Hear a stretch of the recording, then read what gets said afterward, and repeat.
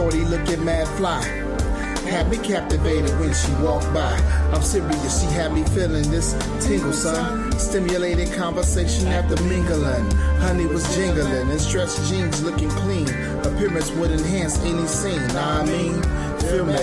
Really? I know it sounds silly, but looking at her was like puffing on a fat fillet. Relaxing, she had this natural attraction. She started laughing when she saw my reaction. Oh my, passed the name and number to the cell. Asked for mine, I said his oldest last name is Bell. Also known as the O, the B, the 3, the A, the S, the T. It's me, obese, do you get high? Then I'm your guy. If I got the high, you got control, you can make this track go. If I got the high, you got control, you can make this track go. If I got the high, you got control, you can make this track go. If I got the high, you got control, you can make this track go. Say what you want, just be blunt, I can stand the pain. Take a ride on the great airlines. I promise you'll be glad you came. The fire in your eyes make wetness between your thighs. You say you never blow, I eliminate your disguise. Underneath your green exterior, I gaze. Exploration of your brain leaves me in a purple haze. I seek consent as my morals continue living. I just like to engage in a little oral tradition. So pardon my unorthodox approach to blazing luscious. That's just the way I roll. Lick the split before I stuff it. You like it hot, I got enough smoke to choke the average throat. But tonight I'm trying to go a little deeper. Loving the feel of your lips, taking drags off this gas, just puff and never pass. I'm your high value reaper. If I got the high, you got control, you can make this track go. If I got the high, you got control, you can make this track go. If I got the high, you got control, you can make this track go. If I got the high, you got control, we can make this track go. I'm chilling in my room on this night. I got something tied up in the shower, am I right? A friend in the negligee smiling and she rolling up. Every once in a while looking up, saying, girl, hurry up. She placed her gaze back up on and took a deep sigh and said, I'm so home. You want a drink? I said, yeah. And while she walking to the table, she asking what I think. I like the way your lips poke, I like she pout. And that ass got my little man shouting. She kinda giggled, oh, you like what you see? Before I can answer, I heard, hey, what about me? I turn around, she got a pose with no clothes, with a leg up on the chair, with her back exposed. She said, don't speak, just lay back on the bed. Said something about double D. Yeah, you heard what she said. If I got the high, you got control, you can make this track go.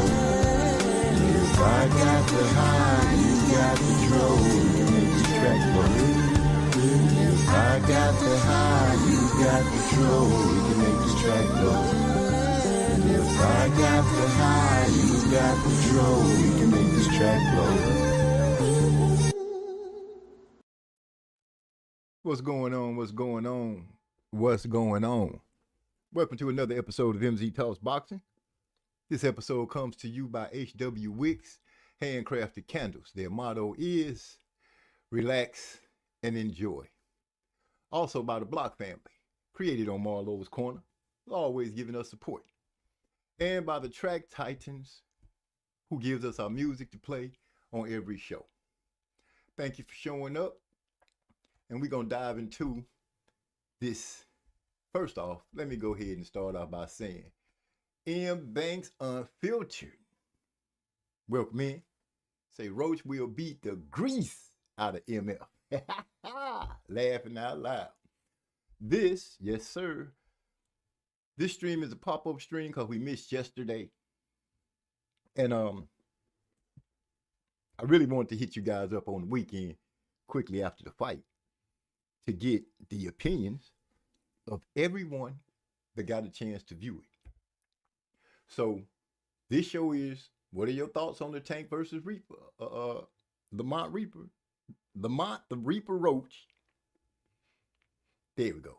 About the results, about the fight itself, what you seen, what you wanted to see and what you didn't see. or expected to see. Now, it is my opinion that I think a lot of people expected Tank to go out there and knock Lamont Roach out, which, you know, is a natural way for people to think because of what Tank has done in the past and the aura that surrounded him. I'm not really here to bash the fight because, in my opinion, it was a good fight. It was what I expected it to be. I called it out when we first found out that Lamont and Tank were going to fight. I said that I felt like Lamont, don't be surprised if Lamont made Tank have to do something that we're not used to seeing, make him have to go in his bag, make him have to work harder, things like that. Which Lamont, in his capacity, he did exactly that. He went out there and boxed. He didn't bow down to the bully. As our boy Trey X said, he stepped to the lion. He stepped to the lion to see how many fangs the guy had. And it's well documented, you know, the knee. I saw a knee. I saw two. Now, people laughed at me when I said I saw two. I saw Tank take one, then I saw Lamont clowning Tank with that same move. Now, I know a lot of people say that Tank should have lost the fight because they should have counted it as a knockdown and what have you. My first question is going to be, did you see Lamont Roach whoop Tank? That's the question. Did you see Lamont Roach whoop the champ to the point that you thought he lost? That is the question that I'm posing to everyone. No, I didn't see the champ whoop Lamont Roach to the point where you say, oh, this is definitely a Tank's win. But in the flip side, I didn't see that with Lamont either. What I saw was a very close contest of two fighters that looked like they knew each other, that wasn't in a hurry to run up on each other. They respected each other in the ring. This is my take. This is what I saw. The fight actually didn't break out until round 6. Now, watching the fight, 1, 2, 3, 4, 5, I would say, was more of a feeling out, prod and seeing who had what somebody was going to do, things of that nature. You know, I'm just keeping it the best I can, as clear and unbiased. Oh, shit. Clear and unbiased as I can. I did not see, again, Lamont Roach just whoop the champ, Tank, whatever belt he's holding at 135. I just didn't see it. Yes, he did bring Lamont up, who did not look at all smaller than Tank. He actually looked like he was a little bigger than Tank. A nice size 130 pounder that came up to bring some noise. And that's exactly what he did. People are complaining about it and upset and being rambunctious and coming up with schemes and plans and all these things. I'm even hearing that the commissions are talking about overturning the fight, turning it from a draw to a loss for Tank and a win for Lamont Roach because of a replay.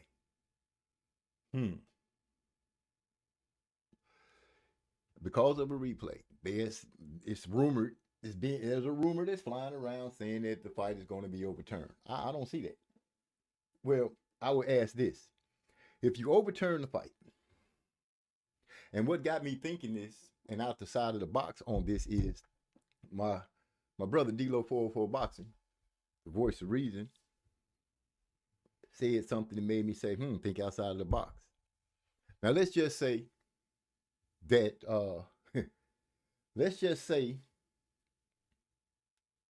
they counted the knockdown. Who's to say that Tank wouldn't have turned up even more to erase the deficit that everybody considered he would have been in from that knockdown. Nobody's thinking about the fact that, hey, they counted the knockdown. What would Tank have done? Would he have stepped up? Would he start stepping to Lamont harder? Would Lamont have been able to keep that off of it? You have to ask that question before you just jump up and say, hey, it should have been counted a knockdown. That would have made Tank loss. That would have made Tank lose.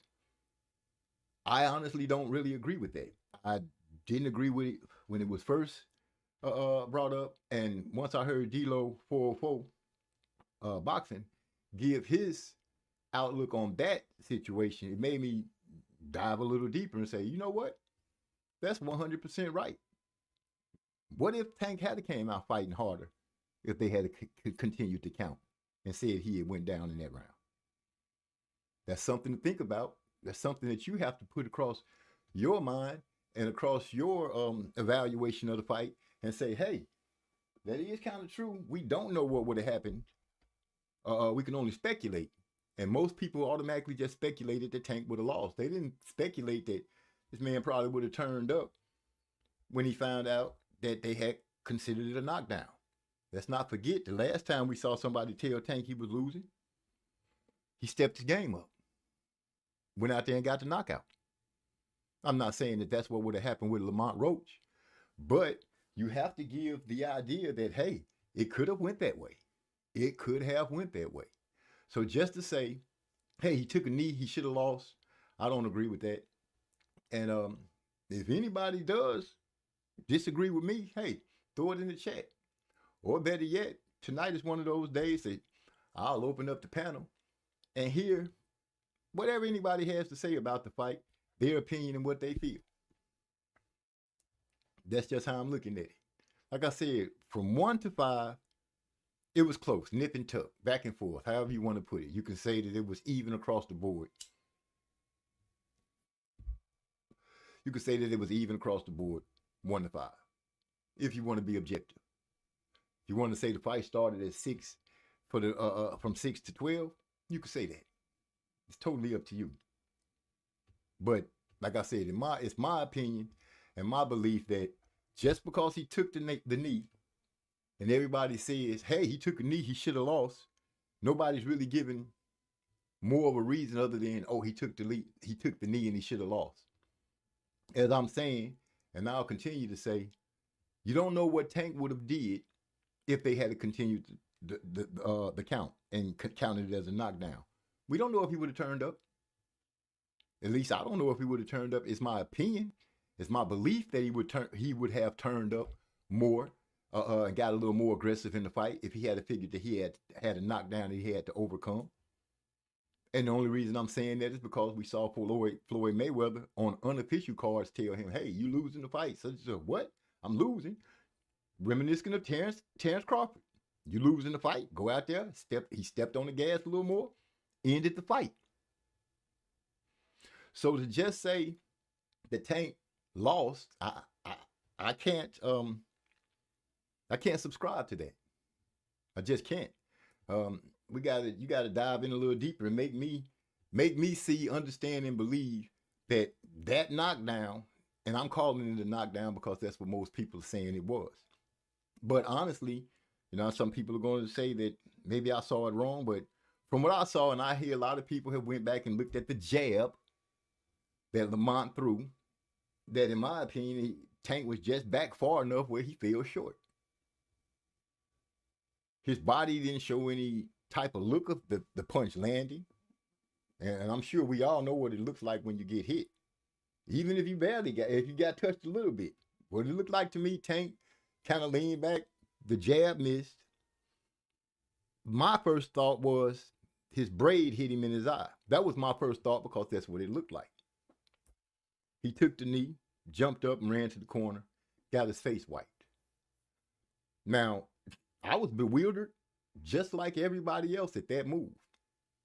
Even more bewildering is that Lamont Roach just stood there and watched him. Which, that's what he was supposed to do. Don't want to hit a guy when he's on his knee. Get yourself disqualified. But listening to Tank's excuse or reasoning for why he took the knee, because his eyes was burning from perspiration and whatever chemical grease or whatever was in his head because he had just got his hair done. People automatically booed, said it was bull, didn't want to hear it. But the truth be told of that, and let's go ahead and be truthful. Some guys, some of y'all guys, the most permanents before had a Jerry curl, S curl, something to get you some waves, something. Where you be, I'm gonna say playing basketball or football. You out there playing sports and everything. You know, it's been a few days, you got your head done, but you start sweating and your eyes start burning because of what's in your head. Now, I'm not saying that this is a good excuse for him taking the knee or for the referee not counting or anything like that. But I'm just not calling bullshit on the fact that that's what the man gave us as a reason, because I honestly know, because I've been through that situation, had my hair done, got to doing something, playing ball, start sweating, your eyes start burning. You know, as a hooper, you just keep on wiping, hoping that you can get that out the way. As a fighter, like he said, you know, you can't see, you mess around and get caught. That's how you get knocked out. I didn't want to get caught, pretty much is what he was saying. I did not want to get caught where I couldn't see what was going on. So I took the knee, which he also let us know, you know, I didn't know any better. I didn't know that you couldn't do that. Now, if that's true or not, you know, it can be checked on later down the line. Don't know how you're going to prove if it's true or not, if he knew. But let's not be surprised. We've seen some football players that didn't know that if you didn't do something in the fourth quarter and in overtime in the fourth quarter, that you end up losing the game because you don't go for certain things. Hey, we've heard a quarterback say that before. So you can be in the sport and some rules get past you that you don't know. How Tank didn't know that taking the knee should get you a point taken away or should be counted as a knockdown, I don't know how he couldn't know that. When his mentor, Floyd Mayweather, had that kind of action happen to him where he punched somebody. And here's the thing that is questioned. Everybody says Floyd Mayweather took a knee and got counted because he hit someone and his hands was hurting so bad he went down. I saw that where he went down and his glove touched the floor. There was a punch involved. I've seen guys get punched where their legs get tangled up and they fall and they count that as a knockdown. You know, there's different reasons, different referees, different situations, things like that. A lot of people are trying to point the finger at the referee and say that the moment was too big for him, he wasn't ready, anything. This man is a professional ref who's been doing it for some time. So whatever went on in that hot few 7 or 8 seconds of that fight, it's really, if there's any fault to blame or fall on anyone, it would have to be the referee. Can't blame Tank for taking the knee because his eyes was burning and running to the corner, getting his face white. You can't blame him for that. The only person that you can point the finger at in that situation would be the referee. And somebody needs to sit down and interview him and figure out what his process or what his thinking in that situation was. You know, I find it hard to believe that that man has been refereeing for as long as he have, that the moment was too big for him. I just find it hard to believe. But it could happen. It could happen. But for everybody else that's joining in, slowly sliding in, I appreciate you joining. If you don't mind, hit the thumbs up if you're liking what's going on. Once again, let me go ahead and say this is an open panel because it's a surprise pop-up live. If you want to speak about the Tank fight or you have anything that you want to voice your opinion, tonight the panel will be open. All I need for somebody to do is say, hey, send a link. I'll put it in the chat. I'll allow everybody to come in and say what they want. All I'm gonna say is, don't burn up too much time and get straight to your point and your reasoning of why you think Tank should have lost the fight because he took the knee. I also asked earlier, and I'll ask again, in your evaluation of the fight, did Lamont the Reaper Roach beat Tank Davis? Did you see him whoop the champ and take the belt at 135 pounds? These are the things that have to be answered instead of just running around saying Tank lost, Lamont was robbed, all these things. I did not see a robbery. I'm just being honest. I don't want anybody to say, "Oh, MZ, you tripping, you waffling." I'm not waffling. I'm not floundering. I'm just telling you what I saw in the fight. I saw two good combatants going at it. Lamont Roach showed the world that he was not scared of Tank. He showed the world that other fighters, 135 or wherever they fighting at, they should take note of that. Hey, you step to Tank. Step to him. Put some pressure on him, some mental pressure on him. Lamont Roach actually did that. Lamont Roach was stepping to Tank. High guard stepping to him, letting Tank fire off. He fired back at Tank. He didn't show that nervousness. But I have to say, his skills was up to par defensively enough where he could stand in front of Tank and trade. Let's go and put it out there. He could stand in front of Tank and trade. He was willing to do that. He done that. Now people are saying, Tank was hitting him and he wasn't really doing nothing to him, and yada this and yada that. True. But once again, this is two guys, DMV, Baltimore area, whatever that area is. We know that these two men have history. We've heard about them fighting in the amateurs, which Tank did not disagree when Lamont Roach said, yeah, he won two close ones. They were close. Now, this is amateurs. And if you're going to give a good observation or a good layout on it, you have to say, well, Tank's gotten better. Well, I know you didn't think that Lamont, the Reaper Roach was not getting better because he's in the pros. Yeah, he received the loss, I believe, sometime back in the day against, who was the guy that Shakur Peterson beat? I can't remember the man's name. But Lamont Roach, was up for a title fight. I believe that was a title fight he was up for. I can't think of the guy's name that Shakur beat.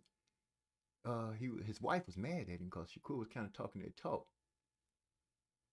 But anyway, Lamont got a loss. He got a loss in it.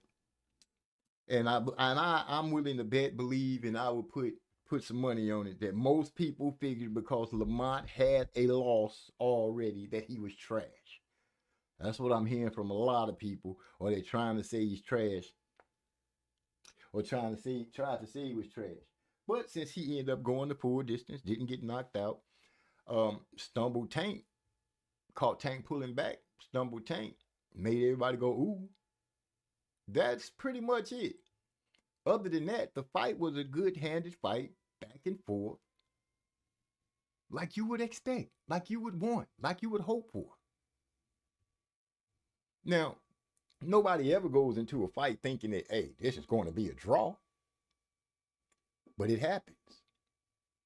Now, my question to you also is this. The fight, the round that Tank took this knee, everybody automatically just says, oh, this should have been a 10-8 round. Do you say that Tank lost the rest of that round once they started back fighting? Or was Tank winning that round once they started back fighting? I heard one pro say, hey, he was fighting back. The pro is Jerron Boots Ennis. Boots said that he had Tank winning the round that he took a knee in. He said he thought Tank was winning to the point that he would have gave it a 9-9 round. That's from Boots, a professional fighter that's in the ring, that that's doing his thing, that people love. He's a champion. I guess if you had to say if his word means something, you would have to say, yeah, it kind of means something. But to hear him make that point also brings back, once again, did you see Lamont Roach whoop Tank to the point where you say Tank lost? Now, I brought up while the fight was going on, at one point in the early part when Tank did the shoulder thing and stuff like that, I was one that said Tank was trying to get under Lamont's skin, get Lamont out of character. A lot of my brothers pointed out the fact that Tank is doing stuff that's out of character. And I had to accept that because I've never seen him shoot the shoulder to hit somebody or anything like that. Some of the things that he was pulling in the ring. But also, as you can see him right there making the face and stuff, say the man wasn't 100% dialed in. I don't know if he felt like he knew he could beat Lamont or he wasn't worried about Lamont really taking anything from him.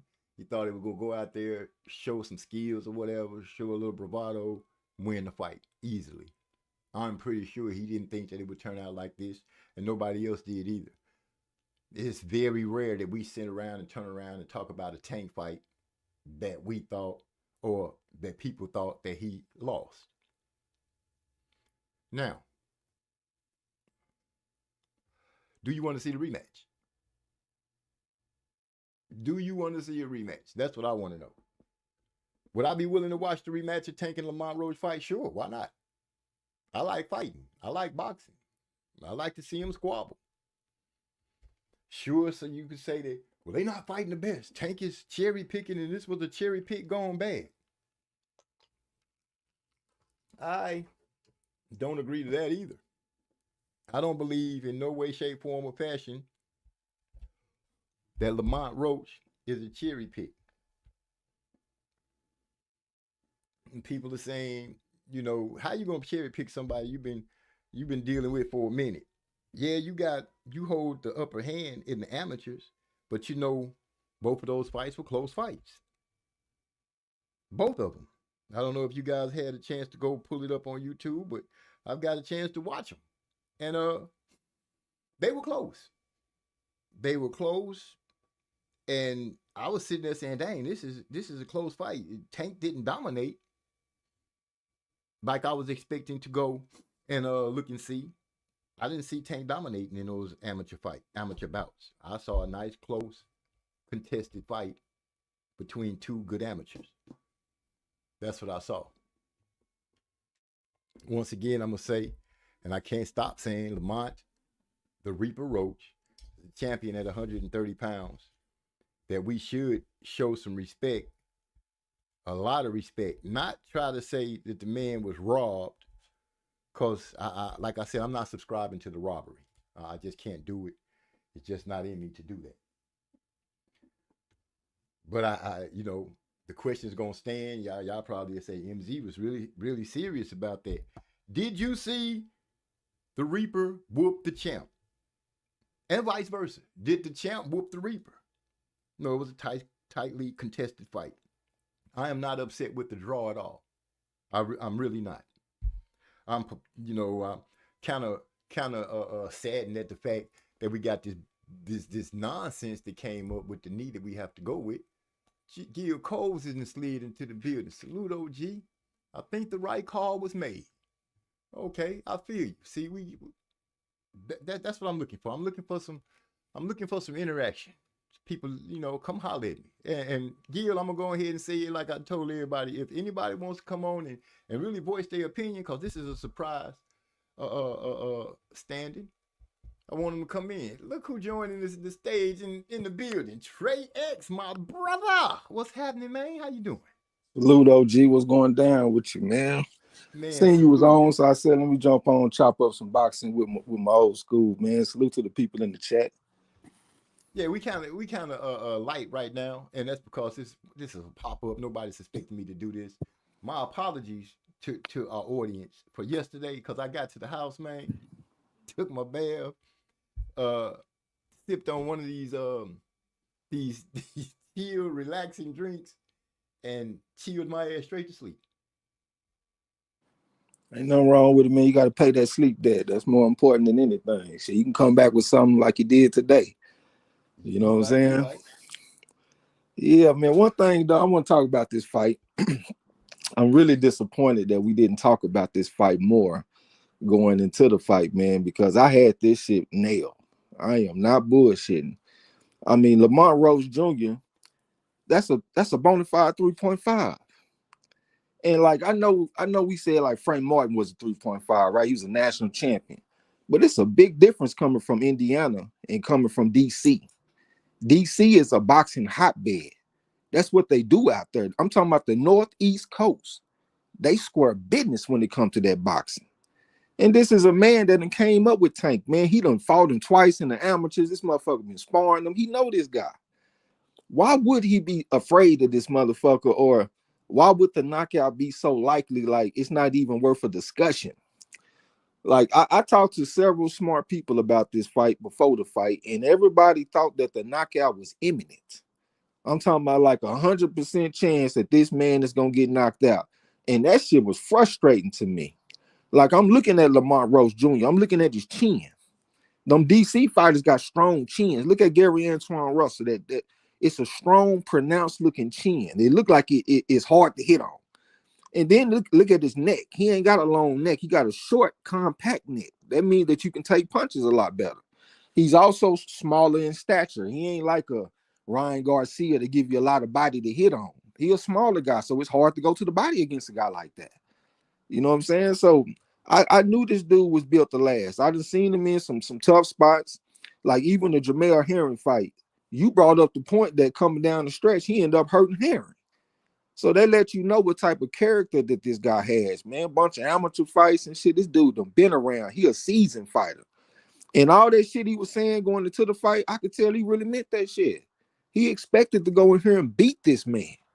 I'm not saying he got the job done, but I'm saying he ain't come to get knocked out and just be another statistic like everybody thought he was going to be.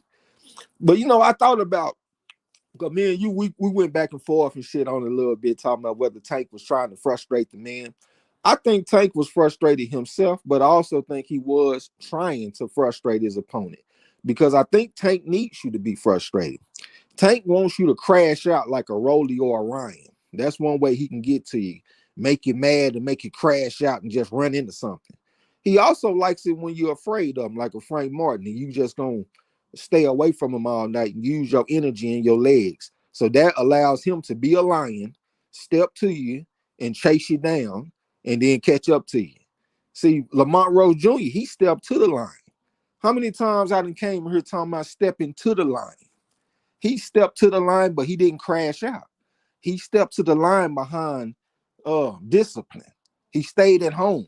He wasn't overextending himself and nothing like that.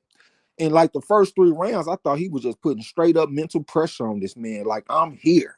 He wasn't throwing a lot of punches. I thought he was doing good on defense. That's why it was hard for me to give him those rounds. I gave the rounds to Tank. I didn't have it a robbery. I had it a robbery in the sense that point should have been taken. Now, they robbed the man at that point. I don't think there's a debate about that. The man got robbed of a point in the fight. But the overall result of the fight, I didn't have it as a robbery.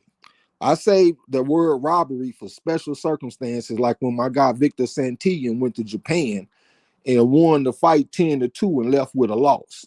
That's a robbery. If it's 7-5 either way or a draw, it's hard for me to say it was a robbery. And when I watched the fight, that's what it felt like. It felt like a draw or a 7-5 either way type of fight. But salute to Lamont Rose Jr., man. He went out there and surprised a lot of people. Like I said, I wasn't that surprised because I understand the pedigree. I understand who this guy is. I see the toughness and all that kind of shit. But I had a great time watching that fight. MZ was off in there, OG. Big E was off in there. Gil Coles was in there. My nigga the Kane was in there, even though he was asleep because he was coming off a road trip. I had my Hyphy in there, my boy Yasa in there. There was a bunch of motherfuckers in there. We watching fights, man. Had a great time. An awesome time, actually. And to go back to the part when I said I saw Lamont Roach take a knee. Has anybody got a chance to re-see it yet? Nah, I still ain't seen it, ain't heard nobody talk about it. Man. Now, it's been perplexing me. I ain't gonna lie. It's been perplexing me because I'm like, was I really that high that I think I saw this man take a knee? But my daughter also was like, yeah, Dad, I saw him do that. Close to the, towards the end of the fight. It was like he was marking Tank. But I found a customer at work that came in, was talking to me, and he said he saw Lamont take the knee too. Of course, I had to get him to say that on recording Well, I could be like not the only person that said he saw it. I'm gonna pull it up later. I'm about to say it would be better instead of recording that, record a screen recording of what you saw and post the shit in Discord or something so we can look at it. Is the fight all the way out yet? I don't think it's all the way out yet. Oh, it might not be. So once I catch it, I'm gonna go back. I'm gonna find it because somebody laughed at me that night. I heard him. Touch my soul. Yeah, but even still, if he was doing that shit, because I didn't see him in trouble in the fight. So if he did take a knee, I would lean towards what you said, DeMarc and Tank. But even still, Tank the one that put that energy out there though. And I ain't buying that grease shit either. I'm not buying that shit. I didn't see him wiping at his eyes and shit all night. I done been in the ring with grease in my eyes and you trying to get the shit out your eyes, nigga. You don't look normal and then all of a sudden you taking a knee and sprinting to the ropes. That don't make sense to me. And Mr. Boxing Today or some shit, whatever his name is, man, the OG, not the OG, but he be on the heavyweight fights. And he talked about how motherfucker was in the 80s fighting with Jerry Curls. And they didn't even have that excuse. Them niggas had they had activated in their motherfucking hair, and they ain't got that excuse. So I'm supposed to give him the excuse? Nah.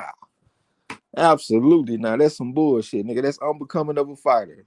You're gonna take a knee and stop the action so you can get some grease wiped out your eye. Like, come on, man.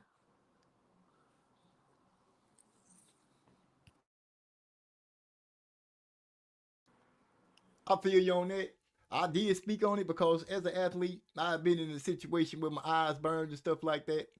But you make a good point. Tank was not wiping at his eyes or his face throughout the fight as if his eyes was burning or something was agitating.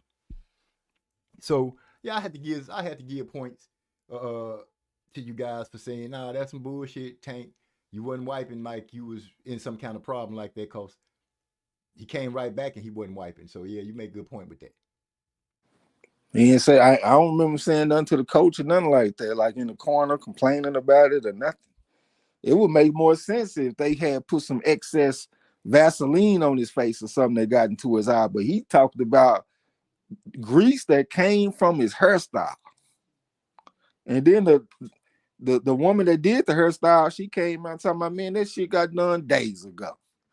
Now, I can't understand, like, if you sleep with a do-rag, you will keep the product in your hair longer. So that makes a little bit of sense to me, but I just can't see it, especially at that was like later in the fight too. Like, you already been fighting and sweating. Like, by the time you get to that point in the fight, nigga, that shit is out your hair. Like, come on, man. Nigga, what round was that man took a knee? I believe it was round 9. Round 9. You've been sweating all night in a fight. And it took to round 9 for the grease to reach your eye. Bro, it don't take that long. If it was like the third round, that make more sense to me. Not the 9th round, bro. It don't take much to sweat grease out your hair. What she put in that nigga shit? Some Marys? Some Dax or something? Because that shit was holding a long time if it took 9 rounds to get to his eyes. That makes zero sense, bro. He could go tell that to them other races. Shit, we black, nigga. We know how it is to have grease in our hair. You ain't about to just come tell us anything. And playing basketball, you know, at one point I used to rock the waves. I do not remember ever, and I used Dax and Murray's. I do not ever remember hooping and the sweat burned my eyes from Dax or Murray's. I just can't say that I remember ever doing that. Not Dax or Murray's. Lamar Roach got waves. You don't think he got grease in his hair? Exactly. Like, come on, man. Exactly. Yeah, we don't give no excuses. No, I'm not giving no excuses. I just want to roll through the things that's being said, kind of counteract them a little bit, because, you know, D-Lo 404, Voice of Reason, did say something the other night when we were watching the fight, which made me come to the conclusion with people saying, hey, Tank should have lost because he took the knee, and that point would have made him lose. And D-Lo made a great point when he said, well, we don't know that, because we don't know if Tank would have turned up after, you know, if he had been told that, oh, that's counting as a knockdown. We don't know if he would have turned up. We don't know if Lamont would have been able to handle him turning up. I don't even like that energy. Like Tank is in 100% control of this situation, and it's up to him to determine the outcome of this fight. If he's calm, he got a chance to lose. But if he turned up, there's nothing nobody can do about it. I don't even like that energy. See, that's the energy that got everybody thinking he automatically gonna win by knockout. It's like a fear, almost like a fear of Tank. That's what it feel like. Everybody got a healthy amount of fear for Tank, I guess you could say. I don't even like that thinking. Shit, if he would have turned up, how we know Lamont wouldn't have turned up? How we know if Tank don't turn up and leave himself vulnerable in the spot? How we know Lamont don't catch him with a counter shot and come back with a hook on his ass and stop him or something? True. Yeah, it ain't no one-sided street in this motherfucker. It's a two-way street. And Lamont proved that. I feel you on that. And by us thinking outside the box and you looking at it like that, and D'Lo bringing up the point like that, that's why I'm quick to say, well, I can't just say it would have been a loss for Tank, because we don't know what the outcome would have been if those men had that in their mind and the fight carried on. You know, because we seen Lamont stumble Tank. When Tank was stepping back, he caught him with a nice hook, stumbled him back. So I agree with you. We don't know how Lamont would have turned up to meet Tank, if they even would have turned up at all. And just to put it out there, if I'm remembering correctly, we was talking about Tank and them a couple of months ago, and I'm hesitant, but if I'm remembering correctly, at one point, I remember you saying that you didn't think it was going to be a knockout. Unless I'm tripping. But I can remember you going over the pedigree scale and saying what Lamont was and everything. And I can remember, unless I'm tripping, I remember you saying you don't believe it. You believe it can go the whole distance. You don't think it could be it'll be a knockout. Yeah, I mean, I didn't just go like straight up 100%, because I do understand Tank is a hard puncher, so I got to give him some credit for that. But his opponent that he going against, it don't match the description of what I've been seeing before. Like we look at Frank Martin, for example. Frank Martin, that's southpaw on southpaw. This is southpaw on orthodox, so that's going to decrease the knockouts out the gate. I got a bona fide 3.5, man, that come from the Northeast coast. This is a whole different type of pedigree than somebody like Frank Martin.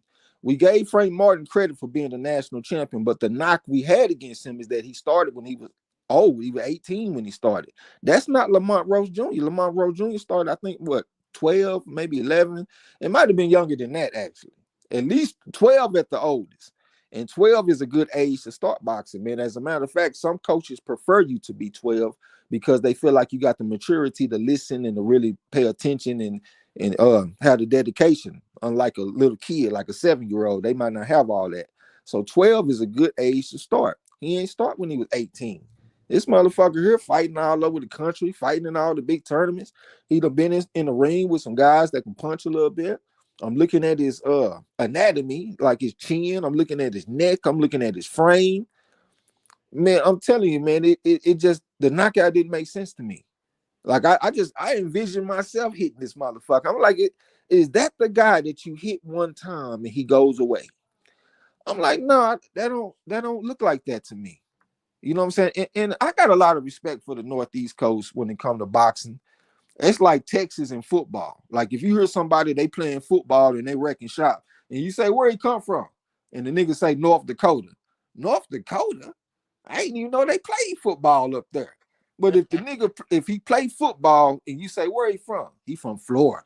He from Texas. He from California. Okay, we talking about something. If the motherfucker cutting up in the amateurs in the boxing, and I say, where he come from? They say he come from Texas. I say, okay, I guess, you know, I got a little skepticism, but I'm listening. If you say he come from Detroit, okay, I'm listening. Like Tony Harrison when he fought against Charlo. Everybody thought he was going to get knocked out too in the first fight. If you say the motherfucker come from DC, I'm really listening. Philadelphia, I'm listening. Because that's what they do up there, man. That's their region. I mean, we had a tournament back in the day, and it was some guys that came from Philadelphia, man. I want to say the name of the gym was the Concrete Jungle. That's what I kept on hearing people talk about. I got an uncle that lived in Philly though, and I asked him about this gym, and he said he never heard of it. But it was 3 people that came from Philadelphia. It looked like some villains off of Dragon Ball Z in a new saga or something. They just pulled up looking strong as a motherfucker. One of them was tall and rangy. He had footwork like Cedric Sepiev that beat Earl Spence in the amateurs. It was another one that was real slick, real classy type of fighter, like a traditional boxer puncher type guy. And you had another one that was kind of like compact and like to throw the left hook, kind of like a Joe Frazier or Mike Tyson type motherfucker, but he was strong as hell. And they all went off in there and won and shit, man. Like they straight dominated the motherfucking tournament down here in Texas. And that always stood out to me that they was from the Northeast coast and they just came and was head and shoulders above everybody. So I just got that respect for them, man. And I respect the rivalry. We got Baltimore versus Washington, D.C. You really think this D.C. guy want to go out here and just get knocked out and embarrassed representing his area, D.C.? He got his mom there and all this kind of shit. Like, come on, man. It just didn't add up to a knockout to me. But I will say this, in a rematch, it could be a knockout, just like Harrison versus Charlo.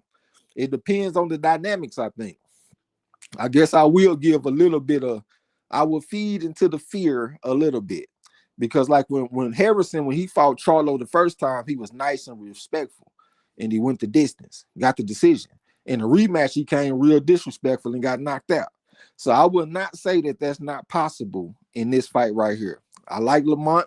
I got respect for him, but I will leave a small sliver of a chance that if he goes into a rematch disrespectful and pushing buttons and making the motherfucker turn up, maybe it will go differently. I will leave that little bit out there. I feel you on that one.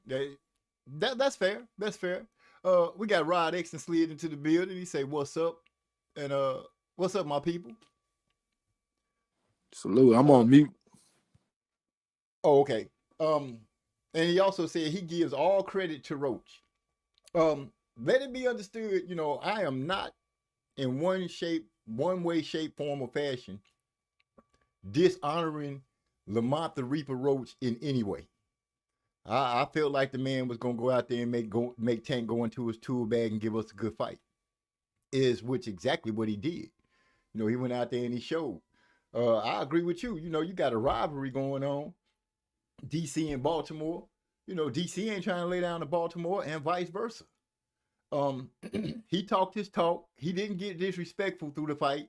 You know, every interview I saw him in, he always made it clear that Tank better be focused and ready for him because it's not going to be a walk in the park. And he didn't bring a walk in the park. He brought, we going to have to dance. One of the things that came to my mind, Trey, talking is the lion stepping to the line, seeing how many teeth this motherfucker really got. Let's see if you really about that today. Now, I'm waiting to see exactly what's going to be said. If there's going to be a rematch, because I've seen him already twittering or Xing or whatever the damn thing is, talking about the fight. Lamont said that he was already signed because Tank had a rematch put in because he was scared he was going to lose. I don't know about the scared you're going to lose part, but I know if I'm the champ, I'm always riding into the house with a rematch. Hell, you never know what might happen. I might slip and this cat might get a win on me. Or he might fall down and I might be in a real good mood and punch him like Roy Jones did and lose some bull like that. So, yeah. I'll buy into it a little bit, though, because fear has been coming out of his mouth. He's been talking about being fearful of losing. That's what he's been saying. He said he don't want to lose and be a meme. The coaches, Barry Hunter said when he saw him as a little kid, his number one fear was losing. So this is a conversation that's been taking place. Tank, in his opinion or feelings about losing. So yeah, I'm not gonna take it off the table. He probably did have at least a healthy amount of fear for losing. But one thing else about this fight, man, like it showed me that people ain't never came up with nobody fighting. You know what I'm saying? Because man, if I didn't came up with somebody, we've been going against each other since we was kids, sparring, tournaments, and it's been close. You're not about to put it in my mind that I'm about to get knocked out. Absolutely. And I don't give a fuck how much y'all love him and worship him and cherish him. You not about to convince me that he gonna knock me out. We done been in the trenches together, nigga. We came up together. He saw me winning tournaments. I saw him winning tournaments. He win in first place. I'm winning first place. But now all of a sudden he head and shoulders above me to where I can't do nothing with him. Hell, we could take it to another sport. So you mean to tell me if you had a guy up the street and y'all used to battle with each other when y'all were youngsters playing basketball, and then y'all get a little bit older, y'all established as pros, and y'all go against each other, and everybody telling you that this dude gonna hug you out. You ain't got nothing for him. He gonna go out there and put 50 on you. You gonna believe you gonna buy into that? Or you gonna think, nigga, I've been playing this man for years. He ain't about to put no motherfucking 50 up on me. It's gonna be a good game, just like it always been a good game, a close game. That's the way our games go. That's what it is, man. Motherfucker came up together. Yeah, and well, I ain't make it to the pros, but college, high school, I know what you mean with basketball, cause you know it was some cats that I hoop with. We went to different schools. We was the same neighborhood, and we used to go hoop all the time at the park. And it was a thing about I'll dunk on you. You know, that was the big thing when I was coming up. Boy, I'll boom on you. And you know, you finally get into high school and y'all getting ready to meet each other, and that's the talk. Oh, he said he gonna dunk on such and so. So y'all got me messed up. He come through that hole, it's getting blocked. I ain't fouling him. I'm blocking it. Then I'm going down there and catch his ass slipping. So yeah, it's a rivalry when it comes to that. You ain't dunking. You ain't getting real fly. You average 20. You might get 10. Fucking with me. And then another thing too, like people was thinking that Roach would get knocked out because he was coming up in weight. And I'm looking at the dynamic of that. Okay, so like let's say you tank and you got somebody like Ryan Garcia and you got them coming down in weight to a catch weight and y'all got a rehydration clause. That gives you a major advantage. But if you already a small lightweight and you got a big 130 pounder moving up, I don't think that gives you much of an advantage. I don't give a damn if it's his first fight at the division or not. I don't think that gives you much of an advantage. I think that shit is tight. You know what I'm saying? And then Lamont Rose Jr. at the weigh-in, he weighed in at 135 on the dot. He had the perfect weigh-in. Tank Davis weighed in at 133.8. And Roy Jones tried to convince everybody that Tank was the bigger man because he started rehydrating right after he weighed in. I'm looking at mental toughness when I'm looking at that. I'm looking at discipline. If Tank was disciplined, he would have fought majority of his fights at 130. He's at 135 because he ain't got the discipline to be at 130. He's a small 135 pounder. That's why the last few fights he's been weighing in under 134, 133.8 and all that kind of shit. He ain't no. And Roy Jones, man, he better tighten up. That nigga predictions be wrong as a motherfucker on a routine basis. He is one of the people that proves that you could be a great fighter, but that don't mean that you great at picking them. Because that motherfucker be wrong. I'm telling you, he putting his stamp out there. Tank just different. Tank gonna do this. Tank gonna do that. He ain't even give a man a chance. And that's one reason why I'm so fired up about this fight. If people thought that Tank was gonna knock him out, that's fine. But why can't we have the discussion? I just wanted to have the discussion on why the man had a chance to go the distance. And people just cut me off routinely.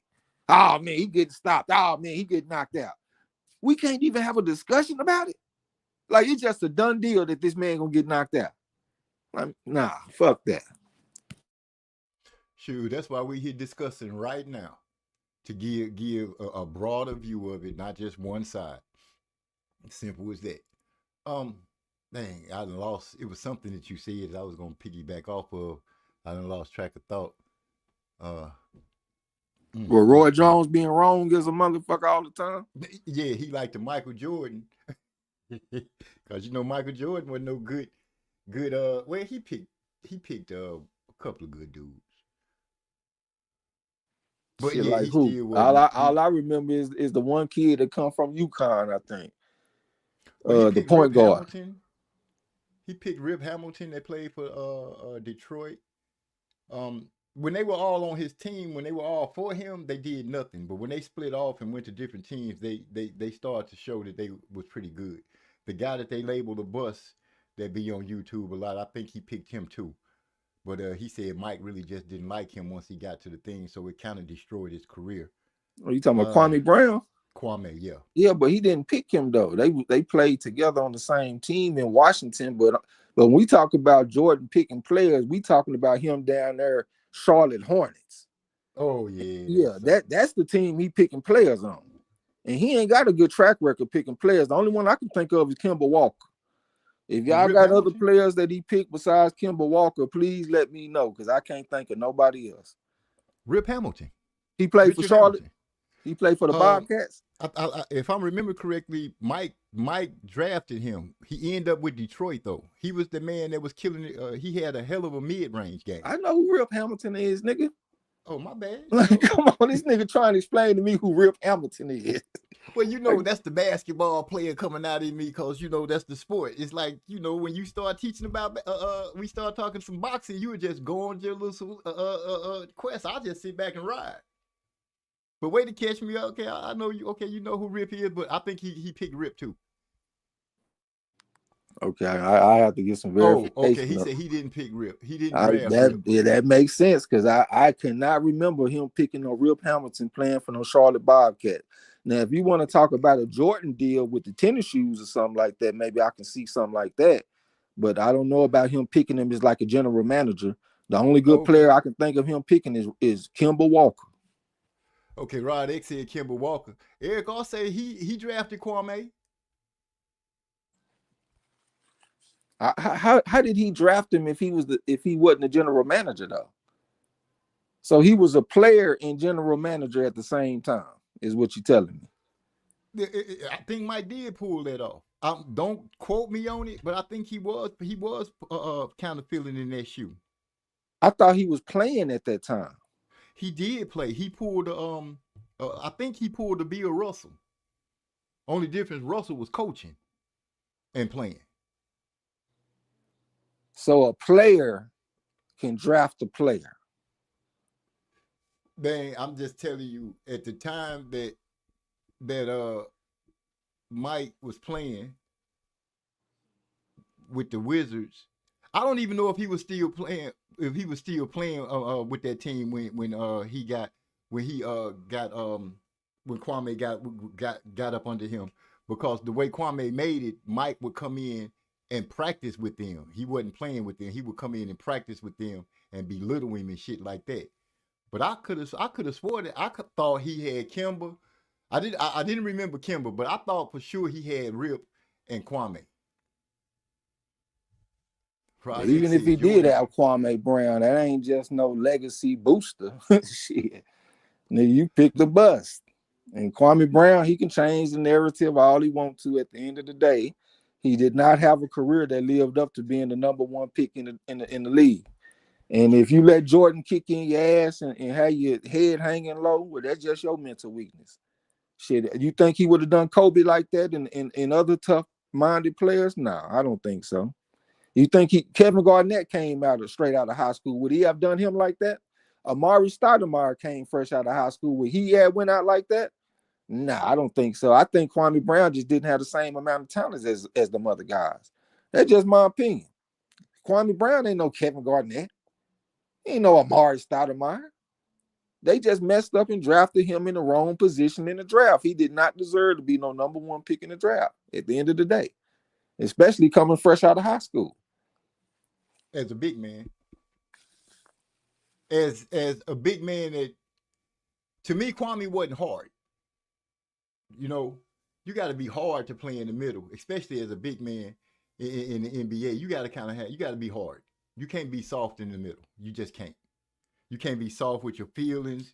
Your feelings can't get hurt. You can't whine about what the coach said, because it's some shit going on down in that paint that can't nobody save you from or help you with. Yeah, the referee might get you every once in a while, but it's some battling going down in that paint. Some elbowing, some L shots, all kind of stuff going down in there. It's damn near like a fight.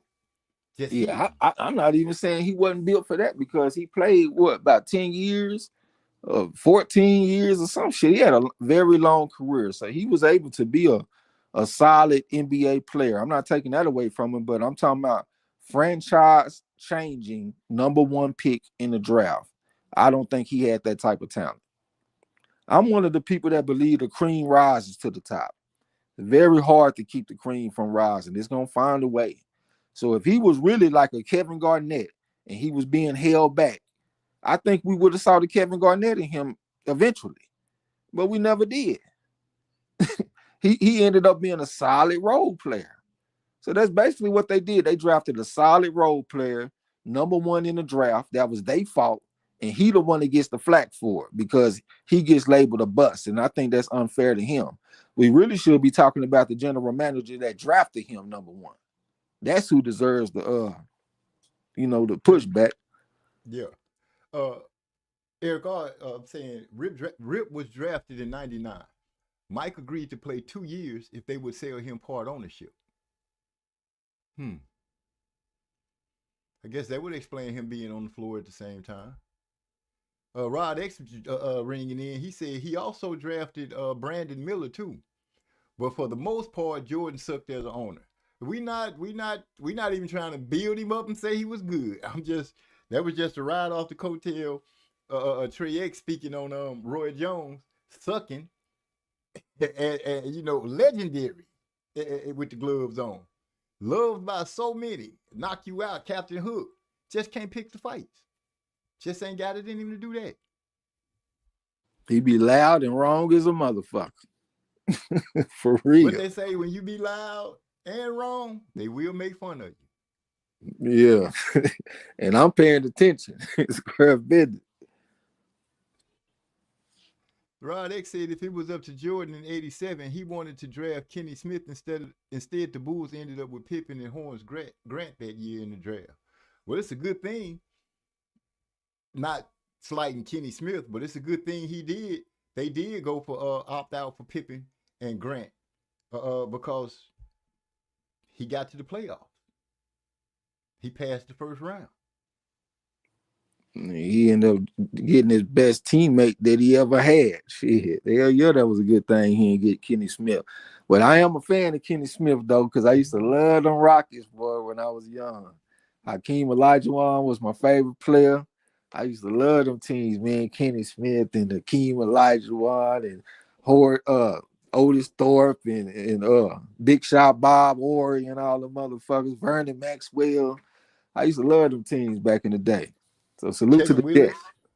Don't forget Kevin Willis. Yeah. He was tough down there. So they had a bunch of motherfuckers on that team, man. That team was deep. As a Bulls fan, when Mike played, the Rockets were the only team during his tenure when they had Akeem and Kenny and them built up. They were the only team that I feared the Bulls playing. I always was like, man, if the Rockets don't meet the Bulls, we ain't gonna have no problem, because the Rockets had the Bulls number. They could beat the Bulls. They did it pretty regular, opposed to the rest of the teams in the league, the Rockets, because nobody could fuck with Akeem. They couldn't do nothing with him. Cartwright couldn't mess with it. What are you gonna do? He get out there, the Dream Shake, put him in that blender. Man, the Dream, we had a dude on our basketball team in high school named Deli. Deli was an African. He loved Akeem. Loved him. I mean, he watched this man and practice his moves and practice his moves and practice his moves. And when we get in the game, he would always try one of the moves and mess up. And one day it finally clicked for him. Oh, Deli went off for 32 points that night. Shit, salute to Deli putting a Dream Shake on them niggas out there. Man, Deli was going off that night. It was one of those nights, all I had to worry about rebound, because he was the hot man. We just giving it to him. Go to work, Deli. Go to work, Deli. Yeah. Man, I see him right now with that old long nose, that big crazy looking smile. He couldn't shoot no free throws. That boy couldn't shoot a free throw to save your mama's life. And his mama, if they was handcuffed together. Yeah. Yeah. Good old Deli. Mike was so toxic, the Wizards owner took the deal off the table. Then Mike ended up buying the Bobcats and turned them into the Hornets. Wow. Rod X said Dream is the best big man he ever seen play. Yeah, with all the moves and shit, man. He used to take care of Shaq when Shaq was young, and he played with the Magic and shit. He couldn't fuck with the Dream, man. Ain't nobody got nothing bad to say about Dream, man. Dream gonna get out there. I'm talking about on both ends of the floor. That was my thing about him. Because he, like, even when I was a little kid, my dad would always tell me, he say, it don't matter if you score 28 and your man got 30. And Akeem, he wasn't like that. He ain't gonna go out there and score 28 and let his man get 30. Nigga, he blocking shots, playing defense, getting rebound. He doing everything. Like that man was a beast. Y'all let me know if I'm wrong, but isn't Akeem the all-time leading block, the all-time block leader of the NBA? Yeah, I ain't no historian like that. I ain't gonna start lying. I'm just asking because if my memory serves me correctly, I believe Akeem is the man when it comes to slapping your shit up out of there. That made me think about this game Shaq had back in the day, though. He got a triple-double. That motherfucker went for like 26 points, 28 rebounds, and 15 blocks in one game. Ooh, that's a bad motherfucker. But he couldn't fuck with Dream, though, man. Man, give me the ball. Have you seen Vernon Maxwell telling the story about when Akeem slapped him? Yeah. Man. I'm like, what do you do in a situation like that? What do you do? Of course, Vernon, being crazy Vernon, he said he was going off. He was trying to get to that heater. So that man slapped water out of him. Yeah, I be listening to Vernon Maxwell, but I don't really be buying into all that shit. I don't know if he tore up the locker room or not. The only thing that got confirmed is he got the dog shit slapped out of him. That's it. Well, knowing Vernon's backstory of the stuff that he used to do and how he used to get in trouble in Houston, it's a possibility that he could have acted a fool up in there. Because he was always acting a fool out in the streets in Houston. Yeah, but acting the fool don't always mean that you're serious. It could be a shield. Sometimes people act the fool to keep you off of their ass.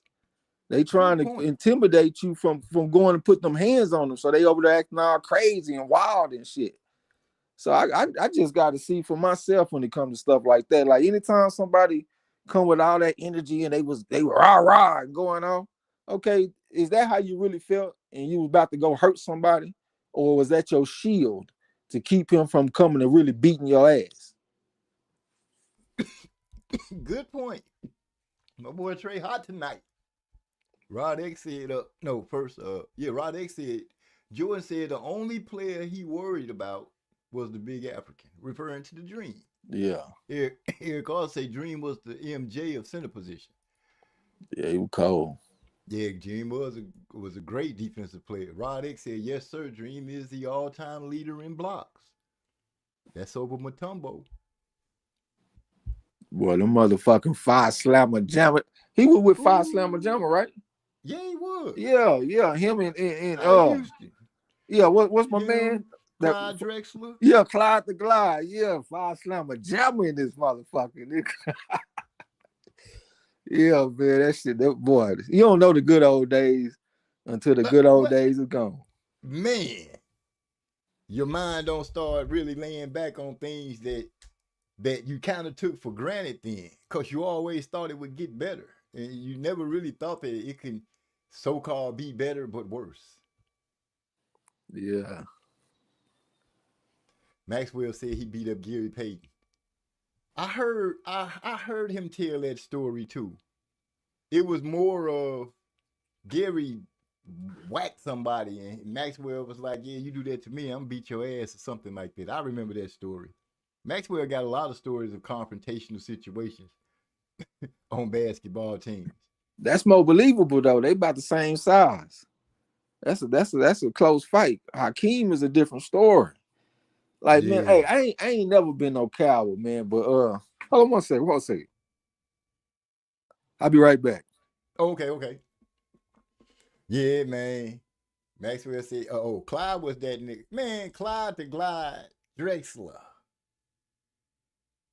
I used to love the way he jumped and dunked, the way he would cup his legs in and just stretch out with that arm. I used to love when he do that dunk. Clyde was all right with me. I just felt like the team he was with. He was the Trailblazer. They just couldn't get that one cylinder to kick in for them to get all the way. Man. And Ralph Sampson, y'all remember Ralph? Big old dude, had skills, he could dribble, he could shoot. He, in my opinion, would have been the perfect hybrid start of the power forward out there. You know, that could move, or the small forward, because they wanted him to play the wing and let Akeem have the middle. Ralph Sampson, he had an issue with that. That's what split up the Twin Towers, y'all. Ralph Sampson wanted to play center, and they wanted Akeem to play. Akeem is the center. Ralph couldn't mess with Akeem, but you know, he was a lifetime center coming from college. That's where his name built up from. When he went to the pros, he wanted to be what he was. He just happened to be on the team with, in my opinion, is the number one center of all. Yeah, you got other centers that did other things and are great, known for great things. Lou Alcindor, Kareem Abdul-Jabbar, Bill Russell. You know, great in their ways, but the dream just, you know, to look at him, look at his old school games, the way he would make those moves in the paint. You know, he doing this stuff down in the box area where you only get one dribble, two at the most. Coach don't want you to dribble it more than twice. It's boom, make a move, boom, make a move. Or boom, boom, make a move, up fake, boom, get your punk ass out of here. Nobody told you to jump. Man, I can just, I get feelings thinking about that basketball, man. Yeah, what I was saying about Maxwell, though, him and Gary Payton, they about the same size. So that's a believable fight. Like I ain't never been a coward, but I went to school with this big motherfucker that went to Arizona State, and he got drafted to the NBA, and he was a center. His name was Ike Diago, big African motherfucker. I'm at school one day, and this young lady that's off in the line in front of me, she looking good, little chocolate. Well, I love women, I ain't gonna lie, but I got to fucking with her and talking to her and shit. She wasn't really giving me no play, but I was persistent and I was touching her and shit, doing shit that I didn't have no business doing. So she told me that she gonna tell her boyfriend. I'm like, man, I don't give a fuck about you telling your boyfriend. Like, I'm fighting every day. I don't give a fuck about that. So I go to school the next day. I forgot all about it. I'm sitting up here chopping it up. All of a sudden, I feel a heavy ass pat on my shoulder. Like, what the fuck is this? I turn around. All I see is a chest, like a torso. This big motherfucker. I look up, and it's Ike Diago talking about, yeah, man, I heard what you were doing, what you were saying yesterday, and all this. Man, I knew that wasn't no good position because number one, I'm in the wrong. Number two, this nigga like 7 foot tall. Like, no bullshit. This motherfucker like 7 foot. That nigga wear like a size 18 shoe or some shit like this. And I had some friends named Jesse and Terry, and they was actually pretty big guys. Like, they probably about your size, MZ, about 6'4", 6'5", somewhere off in there. Even in high school, they were some big motherfuckers.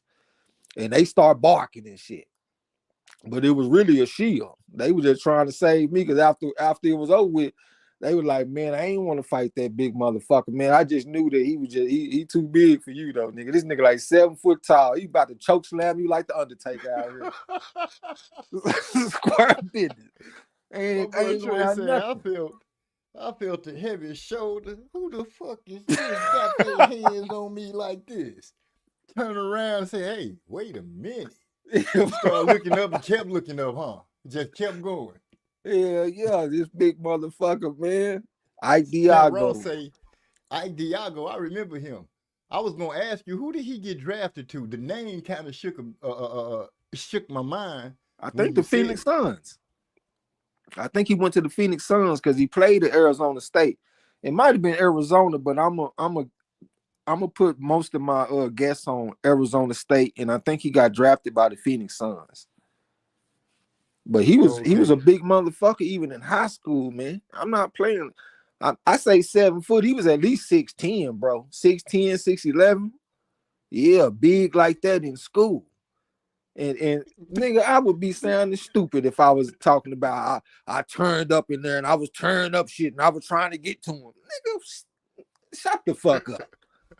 You ain't turning up shit to get to know goddamn Ike Diago, and you ain't turning up shit to get to know Hakeem Olajuwon. I'm not believing it. What you say, Trey? I've been in that situation. I know what it looked like. Square business. And this is somebody that fight for real every day. I ain't talking about a nigga that go snort coke and go to the club and fight because you drunk. I'm talking about every single day I'm going to either Home of Champions or I'm going to Garland Pal every day. And I'm fighting. So you mean to tell me Maxwell, he turned up shit to get to a motherfucker. He just a weekend fighter. You a weekend warrior. You ain't no motherfucker that could get up and train and run and spar, and that ain't you. So I'm supposed to think that, but you just some live wire though. You whooping everything moving. You even gonna whoop Hakeem Olajuwon. Nigga, you took that slap and you quit spitting on the floor like he told your ass not to do. That's what you done. You slapped the spit out of him? No, Hakeem slapped him because he was spitting on the floor. He was mad. I'm saying he slapped the spit. He slapped that nigga mouth dry. Yeah. Man, I'm thirsty around here. Somebody give me a Gatorade. Slapped all the taste buds dry in my mouth. Coach, what you say? You want me to play more defense? No problem. Just don't let this man put his big ass paws across my head again. Square business. That's crazy. That's insane. That boy Champ Ross said you could have. Champ Ross in the building. What's up? Now, Ross. He said you could have took his scholarship, Trey. He took out his scholarship. I don't even know what that means. I think the only thing I could have done. They wasn't in college. Yeah, we wasn't in college. We was in high school. Only thing I could have done if I would have got a good liver shot in there or something, and that would have been the end of it. I can't think of what I could have done to whoop that big motherfucker. He was too big. Like I said, man, I ain't that big, man. I ain't but 5'9". This motherfucker here is like 6'10". Upwards to 7 foot tall. Size 18 shoe. I don't know what I could have done with that motherfucker. I think I did the right thing and humbled myself. It is a good thing I had Jesse and Terry that jumped in there with all that barking and put that shield up for me to make it seem like we wanted some action, because we did not want no action with no Ike Diago. That motherfucker too big. What you say, Trey? See, let me tell you, man. Yesterday I wasn't myself. So, you know, my bad. I don't even remember what happened yesterday.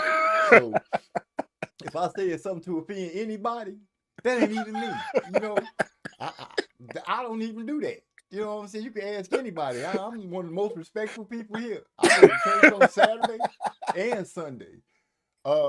Yeah, like I said, you know, I had a death in my family of a relative that I don't know.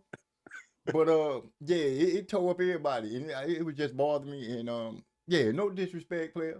You know, you got it. 100. Shit. Oh, let me go check the dough. Yeah, Champ Ross said he was drafted by the Warriors. Peyton, from the town, he ain't taking no shit from nobody. Yeah, Champ Ross, but Bernie Maxwell made it seem like that day in that gym, when Peyton fouled old boy and he was like, he better not foul me like that, I'm gonna beat his ass. Mac made it seem like, you know, Peyton bowed down, and so I think they did bump, and then Mac said he like unleashed on Peyton. I can't remember the story exactly. I have to go and find the interview again, which I don't even remember what the name of the interview is because I was just scrolling and it popped up. But yeah, if I find it again, it might be in my history somewhere. I make sure I know what he said. He was like 6'9".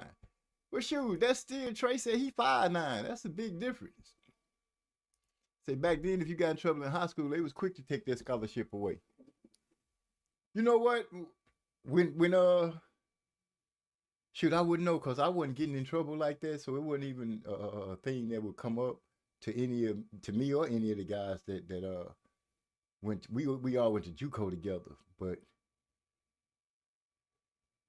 I remember signing day. I remember trying out. This the crazy thing, champ. He said, I knew a girl in high school. She had full ride to Notre Dame softball and got pregnant, and they took the scholarship away. Everything ended up going to different. Everything ended up going to a different school. Well, with that, for the girls, I can attest, they getting pregnant, we'll snatch your scholarship instantly because I went to Panola, JUCO, my first assignment after high school. That's why I got my first ride to see if I was going to be able to handle my business and everything. I'm glad I went that route and then went to the bigger school. But it was a girl at the JUCO. She got pregnant. She was a point guard for the basketball team. Instantly, they found out she was pregnant. She was gone less than 24 hours after that. Scholarship gone. Gone. So, yeah, I know exactly what you mean. But thinking of that, I remember high school. This is how we tried out for Panola College. You know, you usually go to the college and try and everything. But we had just won district and had a nice record-setting season in Westbury. And the coach from Panola came to the high school and watched us run and practice and everything. And when I say the man took me, Mike, Arnett, Deli, and George. George was a senior that had graduated the year before, but he didn't get offered at any school, so he ended up, coach worked a deal where he ended up going to school with us.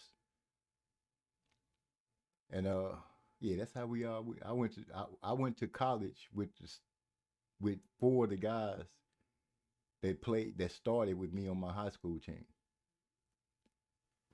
So mind you, to know how that went, you know, we all played together, know each other. So yeah, Champ Ross, I played some JUCO ball in the early 2000s. Ooh, yeah, I was way before that. Talking the early 90s.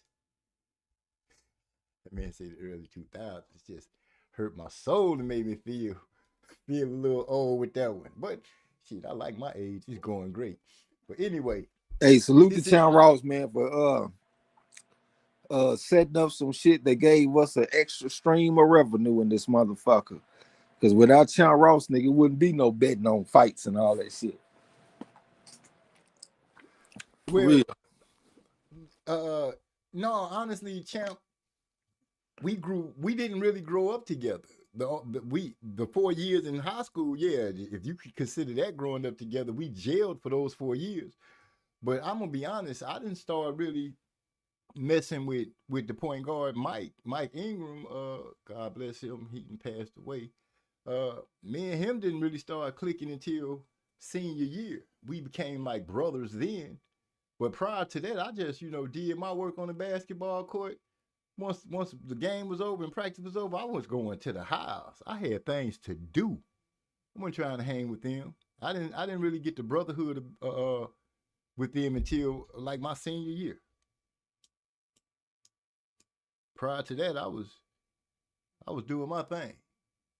I was cool. And I was doing music. He said, I appreciate y'all, Trey. Much respect. Yeah. Trey getting all that extra knowledge, crunching the numbers like a supercomputer. This the bit right here. Heads right here. Yeah, I didn't even think that shit was possible at first until the damn Champ Ross competition. And I started seeing all that consistency in certain areas. I'm like, nigga, we need to start betting that shit for real. And been winning the whole time. Like a mug. Put out a bat call about what, 2 years ago? Nah, 3 years ago now. It's been 3 years. It'll be 3 years in May. We started May 21st, 2022. Oh, okay. See how he remembered numbers and stuff like that? Just like that, he just hollered it out. Damn. That was an important day. Yeah, that was an important day. That's the day that Yasa asked me for my opinion on the Alan Babbage versus it was this Polish fighter, man. I can't think of his fucking name right now. And Yasa was like, what round should I take the knockout? And I looked at his opponent. I said, man, I don't think no knockout coming. This motherfucker tough. He a Polish fighter. Polish fighters are normally very tough. I said, man, if anything, the fight probably go the distance. He thought I was crazy. He bet that shit. It was plus 500, 5-1 odds, and we hit that shit. And he sent me half the money. And when he done that, I said, I got another one for you. I got Joshua Boise by decision over Spider Richards at plus 260, and we hit that motherfucker. And ever since then, nigga, we been gambling. You know what I'm saying? But I got to credit Champ Ross because that put me in a position to be ready when he asked me for my opinion. You know what I'm saying? And out of all people he could have asked, he asked me, the son of a professional gambler, basically. That's what everybody know my dad for. People don't even know my name. They know me as Red Son. So out of all people, he asked Red Son from Temple, Texas. The motherfucker that's been gambling since I was 18. And gambling to win, because my dad taught me how to win. He taught me all the mathematics behind everything we was doing. So that shit just felt like it was destiny. I ain't bullshit. Well, I'm just glad that call came out. I answered. Oh yeah. I listened. I formed my opinion. I ran it across what I needed to run it across. And I was like, you know what? This is a win-win for me. Jump right in head first. And to show that I wasn't worried about it or sweating it, tried to let you know, hey, no matter what happened, every decision made in the end is mine. So I'm riding with you, bro. Oh yeah, man. I couldn't have picked a better group of guys to work with. It's you, D-Lo, Yasa. Shit, that's all I need. It's been other people that have tried to get down, but I don't want to fuck up the energy flow. The energy is positive. We understand we ain't gonna win every weekend, but it's okay to have a losing week, but it's not okay to have a losing year. And that's the way we look at it. We go by the year instead of by the week. And we ain't had a losing year yet. So shit, I'm just glad we got positive people with positive energy, and we're gonna keep this shit rolling. Man, Champ Ross going down memory lane. He said, I always remember when I started the league. It was the Canelo Jacobs card. And it was only like 15 of us. I never thought it would last this long. I credit you guys and everyone that wants to play. I think it was like 2019 was the first season. Yeah, I just hate I didn't take it seriously until season 10. I just woke up one day and said, man, you know what? I'm winning first place. I'm getting first. And I went and got first and I ain't been able to get first since. But I just wish I would have took it more seriously early, Ben, because we done picked so many fights. Like, because of Champ Ross, we done picked over 1,000 fights. I'm talking about all the people that rock with us, Gil Coles and Eric R. and all them people. We done picked over 1,000 fights, man. That's because the Champ Ross gave us an incentive to pick 1,000 fights. Like, it's one thing to pick fights, but you don't really get nothing from it. It's another thing to pick fights and you got a reason to pick fights, and he gave us that reason. So shit, hey man, Champ Ross is definitely an important person that I've met on YouTube. No doubt about Here, it. here, Champ Ross. Here. And the motherfucker put his money into the shit. He ain't asking for no donations. Like, he paying for that shit out of his own pocket. You know what I'm saying? Yeah.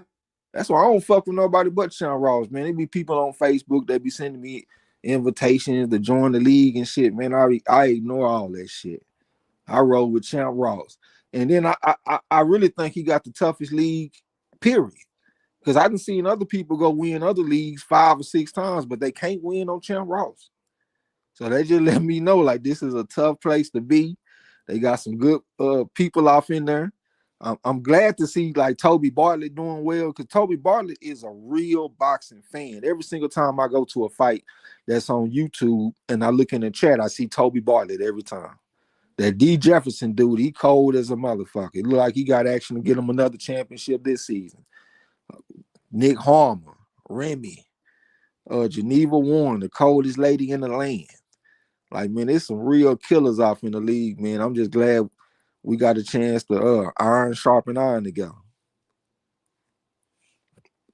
It was hard to get people to play at first because people didn't think it was legit. That's words from Champ Ross. And Eric Oz says, yeah, Champ Ross or nothing. All day. Yeah, I'll be ignoring that shit. Eric Carr in the mix this season, man. Eric Carr having a real good season. Coming down the stretch, it look like if you put some shit together, you got him a chance to get him a championship. We ain't gonna take it off the table. Shit, he got action. And my boy Yasser, man. Yasser just a killer. He not gonna act like he a killer, but Yasser a killer. He listen to every goddamn thing I say and be implementing that shit. And I ain't gonna just take all the credit because he's sharp in his own right. Don't get me wrong, but he just humble as a motherfucker. So you ain't gonna know he a killer. Like every single time he turned his picks in, because he send his picks to me, then I send them to Champ Ross. He always asks me how they looking, and I'll be thinking, nigga, you beating me. Why the fuck are you asking me how your picks looking and you kicking my ass? But that's just his humility, though. You know what I'm saying? But he showed you how he a killer, because when he won that championship, I got to step away. Yeah, that motherfucker got 6 bonuses in a row to win the championship. And last season he would have got another championship if he wasn't so loyal to Tyson Fury. That was the difference between him getting first place and second place. But Yasser cold, man. But he done stepped away from his own shit. I ain't got no chat or nothing up. I can't see nothing that's going on. So let me try to look off in here and see what's up in the chat. Sean Ross said he appreciate. He said when it started 2019. Sean Ross said nothing. Sean Ross said, I'm trying to get Nick Harmon and Remy back in. They took a break. Ain't nothing wrong with taking a break. Sometimes I be feeling like it's getting to me a little bit and I might need a break or something. But I pick fights a lot differently than other people. Hold on one second, y'all.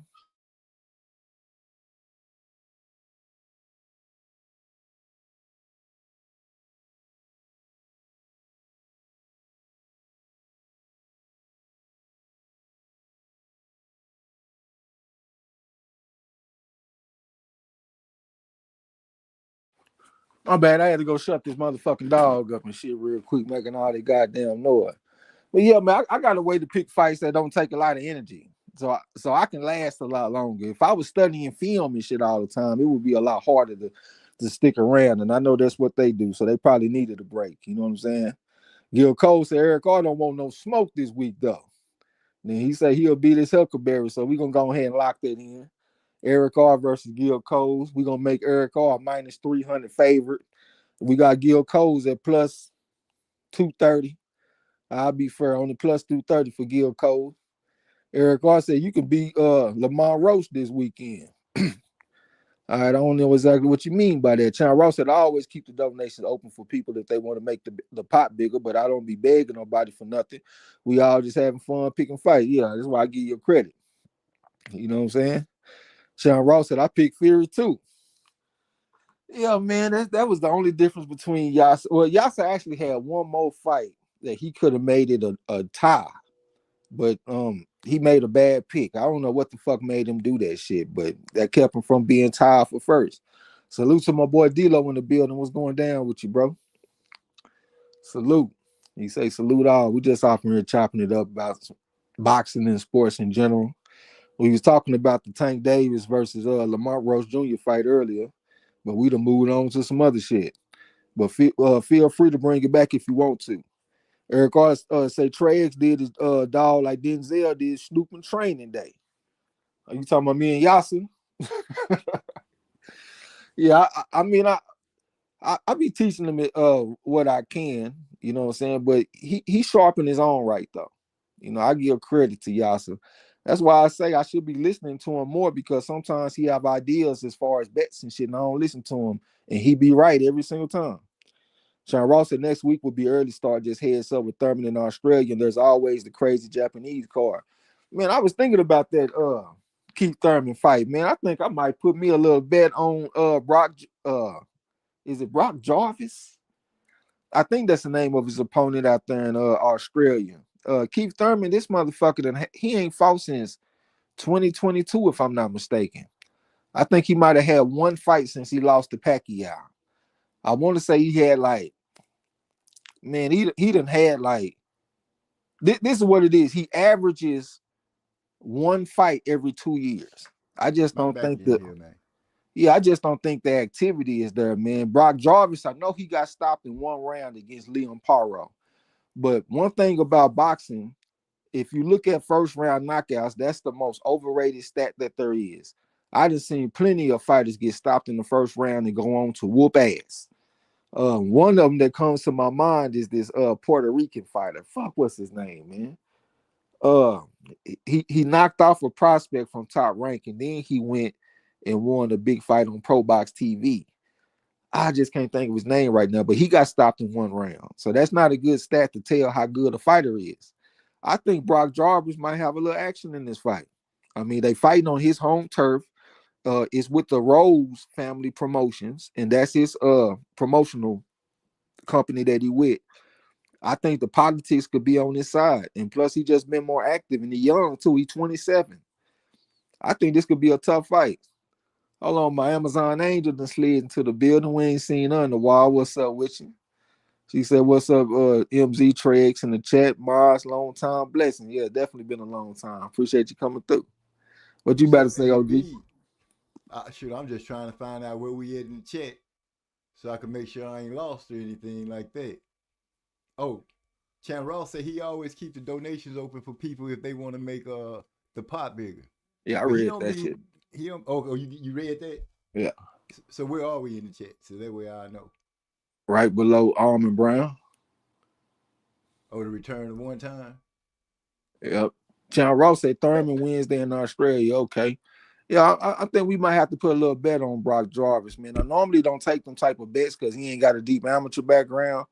I'm just looking at this guy that's young and in his prime going against an old 36-year-old fighter that hasn't fought since 2022.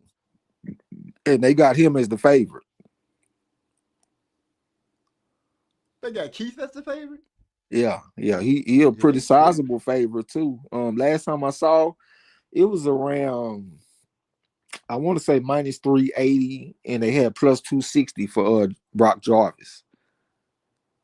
I see Gil Cole, you talking about the return of one time. Yeah, it's gonna be tough on one time though, man. We gonna see. Sean Ross said them Japanese cars always be fucking people up. Yeah, they be tough, man. Japanese cars, Australia cars, Pro Box TV, and Riyadh season, they all give me trouble every single time. Sean Ross said Jarvis got knocked out by Pyro in one round. I already said that. That is the most overrated stat in all of boxing. If you see a man get knocked out in one round, like for example, Jared Anderson last opponent, he got knocked out in one round. He gave Jared Anderson a tough fight. I'm still trying to think of this Puerto Rican fighter that got stopped in one round. Then he beat the top ranked prospect, and then he went on Pro Box TV, and on Pro Box TV he beat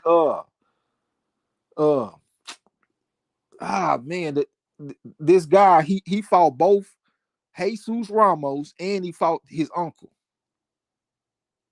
I see the dude in my mind and shit. I just can't think of his fucking name right now. But he a very tough fighter. He went out there and got his ass whooped by that Puerto Rican fighter that got knocked out in one round. Yeah, that first round knockout shit, that is an overrated stat. Gil Cole said, I put 50 on Keith motherfucking Thurman. What you shit, that ain't gonna bring back nothing though. Unless you got somebody to go 1-for-1 for with you. Sean Ross said, good point. D-Lo said Thurman may come out looking good and fade badly like he did versus Jose Cito Lopez. Yeah, that's a possibility, man. We don't know what we're gonna get. This man, he averages one fight every 2 years. How can we trust that? This man had 3 fights in 6 years or some shit. Sean Ross said, if Thurman can't do shit, he need to retire. I agree with you 100% on that. All day I long. already thought he was out the game, but he pops up again. Yeah, and he ain't on his home turf. This is not a PBC card with Tom Brown and all them guys. This is the Rose family out there in Australia. So this is their home fighter, and Brock Jarvis fighting at home going against Keith Thurman. And this is an opportunity to get their fighter to the next level by getting a win. I could see this guy winning by hook or by crook. It almost feel like Keith Thurman might have to knock him out, which is possible, you know. Gil Cole said they got Keith as the favorite. Fuck you mean, OG? Yeah, they got their weak motherfuckers the favorite. I mean, just that, but you know, I forgot that's your boy, but damn, they got Keith as the favorite. Yeah. Jesse Aguilar in the building. Salute to you, bro. That's a champ. Got us a champion in the building. What's going down with you? Let me scroll down. Jesse Aguilar. Yeah, salute to you, brother. I gotta make another run. All right. D-Lo said it was Santa Maria who fought both Ramos. That's all right. Santa Maria, appreciate that. That's the one that fought both Jesus Ramos and his uncle. What's the name of the guy that beat Santa Maria on Pro Box TV? That's the guy I'm talking about. He took a first round knockout loss and he went on to whoop ass. I done seen several fighters do that, man. That's why I say the most overrated stat in all of boxing is the first round knockout loss. That don't tell you nothing because a guy could just come in cold and get knocked out. Nicholas Floss is the guy. I appreciate that shit. That's my nigga, the Kane with the answer. Nicholas Floss is that guy. Go look at his box rec. He took a first round knockout and then he went on to beat some credible opponents. So just because a guy get knocked out in the first round, don't count him out. He could have just came in cold and got caught early. I think it's way more telling if a guy gets beat over time. Like even Max Kellerman, you know, he used to talk boxing all the time, like on Friday night fights and stuff like that. And he always would say that class tells over time. So if a guy get out of there in the first round, you don't get a chance to see that class. Chan Ross said he beat Jahi Tucker. Exactly. So that's the top ranked prospect that he beat. He beat Tucker. After that win, he went on the Pro Box TV and he beat Luke Santa Maria. You see what I'm saying? So yeah, don't count him out because he took a first round stoppage. And I got some respect for Brock Jarvis, his coach. I can't think of his name right now, but he a very hard-nosed type of guy. He a tough type of guy. I see some improvement in Brock Jarvis because he used to be kind of like a hands-up, move his head a little bit and try to get on the inside guy. And now I'm seeing some more refined boxing skills. It almost feel like Rocky in part 3 or something. You know what I'm saying? He going up against Mr. T. So he said, man, let's box this motherfucker a little bit. Let's work on the footwork and let's work on some boxing skills. That's kind of what it reminds me of. D-Lo said, my thoughts on Tank's fight is that they need to disqualify Tank. What's your reasoning for the disqualification? For the shoulder or something? Yeah, we went over the fight. We could talk about it a little bit more, though. I guess I can't talk about it as thorough as I did earlier because I was so passionate about what I was saying. But really, it just comes down to we giving a lot of respect to Lamont Roach. He was grossly underrated going into the fight. And, I mean, it was a lot of smart people that felt like Lamont Roach Jr.'s knockout was imminent. Like, it wasn't even worth a discussion. But my thing was he was a multiple-time national champion. He comes from a boxing region. He comes from the Northeast coast, and that's where they fighting like a motherfucker out there. He got a chin that looks like Gary Antoine Russell's chin to me. So I knew that he was going to be tough. He's not the type of guy that you can hit one time and he just going to go away. He got a stature that don't allow a lot of body shots. His neck is like compact and shit. So that's the type of guy that can take punches. And plus, he's very disciplined. He'd have been around the block a few times. He a seasoned pro. And Tank needs you to crash out like a Rolly or a Ryan and just try to get up in there and be reckless and get caught with a counter shot. He also likes when you kind of scared of him, like Frank Martin, and he can be a lion and hunt you down. So he got in there with this guy, and this guy, he stepped to the lion, but he didn't do it in a reckless way. He stepped to him behind discipline, behind defense, and he gave Tank all kind of problems out there, man. So we just saying salute to Lamont Rose Jr. You know what I'm saying? D-Lo said, man, I watched that clip where Mike told Rocky why he can't win. He said, no need. I will rewatch corner interference. Oh, you talking about? Yeah, I got you. But I guess they could go to some other fights, though. Like they talked about Mayweather when he fought against Zab Judah and Uncle Roger jumped up in the ring. I guess you could say he could have got disqualified. He said, get overconfident and greedy like Angelo Leo. Yep. I would say overconfident and greedy and also repetitive. You got to mix it up on them. You can't do the same thing over and over and over again. So I felt like Lamont Rose Jr., he had some staying power. Like I got respect for Tank Davis's power. So on the Sean Ross, I did pick Tank by knockout. But I wasn't too sure about that. I really wasn't. It was on my mind that this guy is tough and he come from a boxing region and he probably got some staying power. You know what I'm saying? But hey, I'm happy for the guy. His stock rose. You know, people looking forward to his upcoming fights and stuff like that. I would like to see him go fight somebody like Shakur next. Because I know Tank damn sure wasn't trying to fight him. And I think that would show a lot if he was to go fight somebody like that. Riyadh season or something. You know what I'm saying? But yeah, it was a good weekend though, man. We watched the fights. All my niggas on the Discord and stuff. The Kane was off in there, but he was asleep because he had come off a long road trip. So he was there, but he wasn't chopping it up with us. You know what I'm saying? But we had a good time, man, watching that fight. I'm looking forward to the next one. Where does motherfucking MZ go? This nigga done left me by myself on his live stream. But yeah, we got a slow week this week, man. We got some women fights coming up, though. I wish the Kane was on the panel so he could tell us about the women's fights. We got us a bet down on that Chloe Watson. I think she fight on Friday. We got the rematch coming up with the ladies. I just keep thinking they 2-4s. We got Sandy Ryan versus God damn, I can't think of that woman's name. Y'all know what I'm talking about. She won the first time. She beat Sandy Ryan. We also got Lauren Price. She going up against that southpaw from the UK. I can't never think of nobody's names, man. D-Lo said Tank said he is pushing for the rematch now since Lamont thinks he won. All right. Jesse Aguilar said hard to pick against a KO when the ratio was over 90%. Yeah, it is, man. But I done it many times. That'd be one of the ways when I do well in the Champ Ross. Even though it wouldn't have made a difference because the fight ended up being a draw. But I done picked them power punches to go the distance several times. Okay, yeah, the Kane say Michaela Mayer. Yeah, Michaela Mayer versus Sandy Ryan in a rematch. That's gonna be a good one. Natasha Jonas versus Lauren Price. Definitely looking forward to that. We got a 4.5 going against a 5. Lauren Price is an Olympic gold medalist. So there's gonna be some good fights this weekend. I'm looking forward to that shit. Yeah. What else we got coming up this weekend? Hell, I can't even think of nothing, man, because it's a pretty slow week. Yeah, I remember you sending me that. You said that to me earlier. D-Lo said that Tank said he was pushing for the rematch.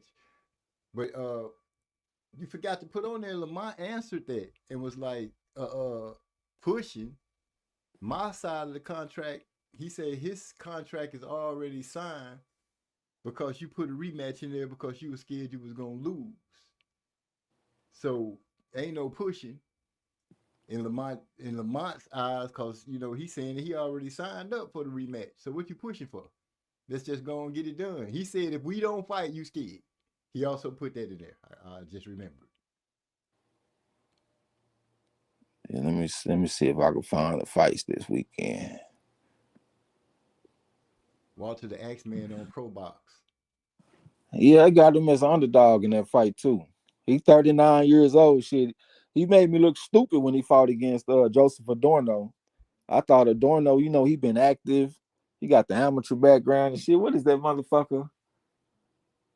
Damn, I must be getting old, man, because amateur backgrounds normally don't slip my mind like that. That's a goddamn shame. But he got a deep amateur background and shit. I thought he was gonna give the Axeman some trouble. Motherfucker went out there and got outboxed. But he got the Axeman as an underdog this time. So I found the fights. We got Alberto Batur-Gaziev fighting. I think they fighting in Canada on Friday. So that's gonna be a nice little card. He fighting this undefeated guy, but he ain't got no amateur background or nothing like that. If you look at his opponents, he ain't fought nobody. He probably about to go get severely outclassed. You know what I'm saying? We got Harlem Eubank fighting Tyron McKenna. I'm kind of looking forward to that a little bit. I know McKenna got some losses, but he showed some toughness off in there. Amateur background and shit like that. Harlem Eubank, he got the family name, but he ain't got the background that I like. If I'm not mistaken, I think he just won gold at the Haringey Cup. And that's pretty good. Don't get me wrong, but it ain't nothing to write home about. I wouldn't count out Tyron McKenna. I think he might have a little action. And he said that he didn't want to go home to his kids with a loss again. So let's see if he's going to keep his promise. We got Michael Conlan coming back up in there. He fighting this guy that he should be able to beat, Asad Asif Khan. But I can't count him out, though, because Michael Conlan ain't got the best chin. He got 3 losses, and all 3 losses was by knockout, if I'm not mistaken. He had one fight when he was doing pretty good, but then coming down the stretch, he ran out of gas and got knocked out the motherfucking ring, if I'm not mistaken. But I like Michael Conlan, though. He was an Olympic bronze medalist. I remember when he was at the Olympics and he got robbed, and he was pissed off about it, you know what I'm saying? But I just think he a cool little fighter. He ain't scared to mix it up, but he definitely got some holes, and you can hit it. You know what I'm saying? Caroline Dubois coming back up in there, going against Bo Mi Ray Shin. Whoever the fuck that is, I ain't gonna even lie and act like I know who it is, but I did look at her record. She ain't never been stopped or nothing like that. She done been around the block a few times. I think it could go either way as far as the stoppage or the distance, but definitely Caroline Dubois gonna get that win. But Jonas and Lauren Price, man, Jonas is 40 years old and shit now, so she passed her prime, out with the old, in with the new. I'm gonna have to ride with Lauren Price. I actually thought Natasha Jonas, when she fought Michaela Mayer, I thought Michaela Mayer won the fight, but they gave it to Natasha Jonas, though. I think it was on the home turf, but I think she's gonna have some trouble with the Lauren Price. The only thing is, Price only got 8 fights, and Jonas, she got 19 fights, so she got the experience advantage all day long. So then we got the Lucas Body guy. That's the dude that went out there and knocked out H2O Seal, Ashton Seal. He was losing every round in that fight, too. Then all of a sudden, he doubled up on the right hand and came back with the hook. Well, I'm telling you, that's a great example of what I always say. Double and triple up with the same hand sometimes. If you get a guy used to a pattern, left hand, right hand, left hand, right hand, left hand, right hand, mix it up. Double up on the right hand. Double up on the left hand. That's what he did. He threw 2 right hands in a row, and he brought back the hook on that motherfucker and had him stretched out on the ground. Well, I'm looking forward to his next fight, man. He's fighting an undefeated guy. There's Ryan James Racaza, but I think he's another one of those opponents that got a record that looks better than what it is. Because I didn't see no deep amateur background, and I did not see no great opponents that he was fighting. So we got the youngster, Angel Barrientos. He coming back. He fighting Alexander Castellano. I had actually put a bet on this fight that I'm really not expecting to win, to be honest with you. I took Barrientos by stoppage at plus 200. I normally don't bet stoppages, but I have been having some success betting stoppages when they offer me odds. So they give me 2-to-1 odds, 3-to-1 odds. I take a shot. But it's only an 8-round fight. I don't like that. I would like it better if it was a 10-round fight or a 12-round fight. But we took a shot at the shit. I think Barrientos is a decent fighter. He got stopped earlier in his career, but I thought they stepped him up a little bit too fast with that guy that stopped him, But we're going to see about his opponent, though, because his opponent ain't never been stopped before. He ain't really been in there with the best opponents, though. So I think this might be a shock to his system to go in there with Barrientos. Hopefully we get the win on the bet, but like I said, I'm not expecting to win all day. So we got Arnold Kiga. This is Saturday. Arnold Kiga versus Joey Gonzalez. That's a fight that I'm really looking forward to. Kiga, he kind of reminds me of Isaac Dogbay. And Dogbay got the victory over Joey Gonzalez. We actually bet on Joey Gonzalez in that fight and we lost. That was stupid in hindsight because we bet against an Olympian with a national champion. That was fucking dumb. But, you know, Joey Gonzalez, his activity ain't been the best. If I'm not mistaken, he hasn't fought since 2023, the end of 2023. Arnold Kiga, he can throw them hands, man. He got like fluid combinations and shit. And they actually got him as a favorite in this fight, too. He about a 2.5 to 1 favorite. I saw minus 240, if I'm not mistaken, when I was on Bet US. But I'm probably taking Kiga in that fight. I just can't take Joey Gonzalez coming off the layoff like that. And plus, like I said, I saw him in there with a similar type of opponent in Isaac Dogbay, and he didn't handle that situation the best. I think Kiga has an opportunity to get off some combinations and go to the body and stuff like that.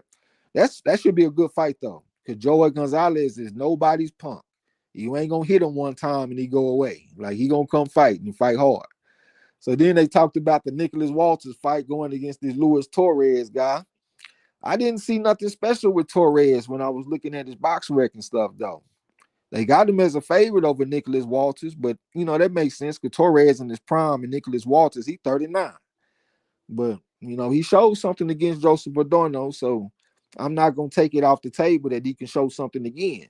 But one thing that the old timers always say, like going back to Kurt Sugar back in the day, he say sometimes them old school fighters, they'll show you that they got one more good fight left. Like they got one more great fight left.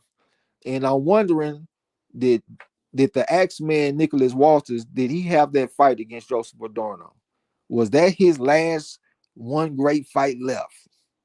So we're going to see what he looking like going into this fight. Then we also got Jesus Saracho versus Louis Lopez. Both of those guys are very tough.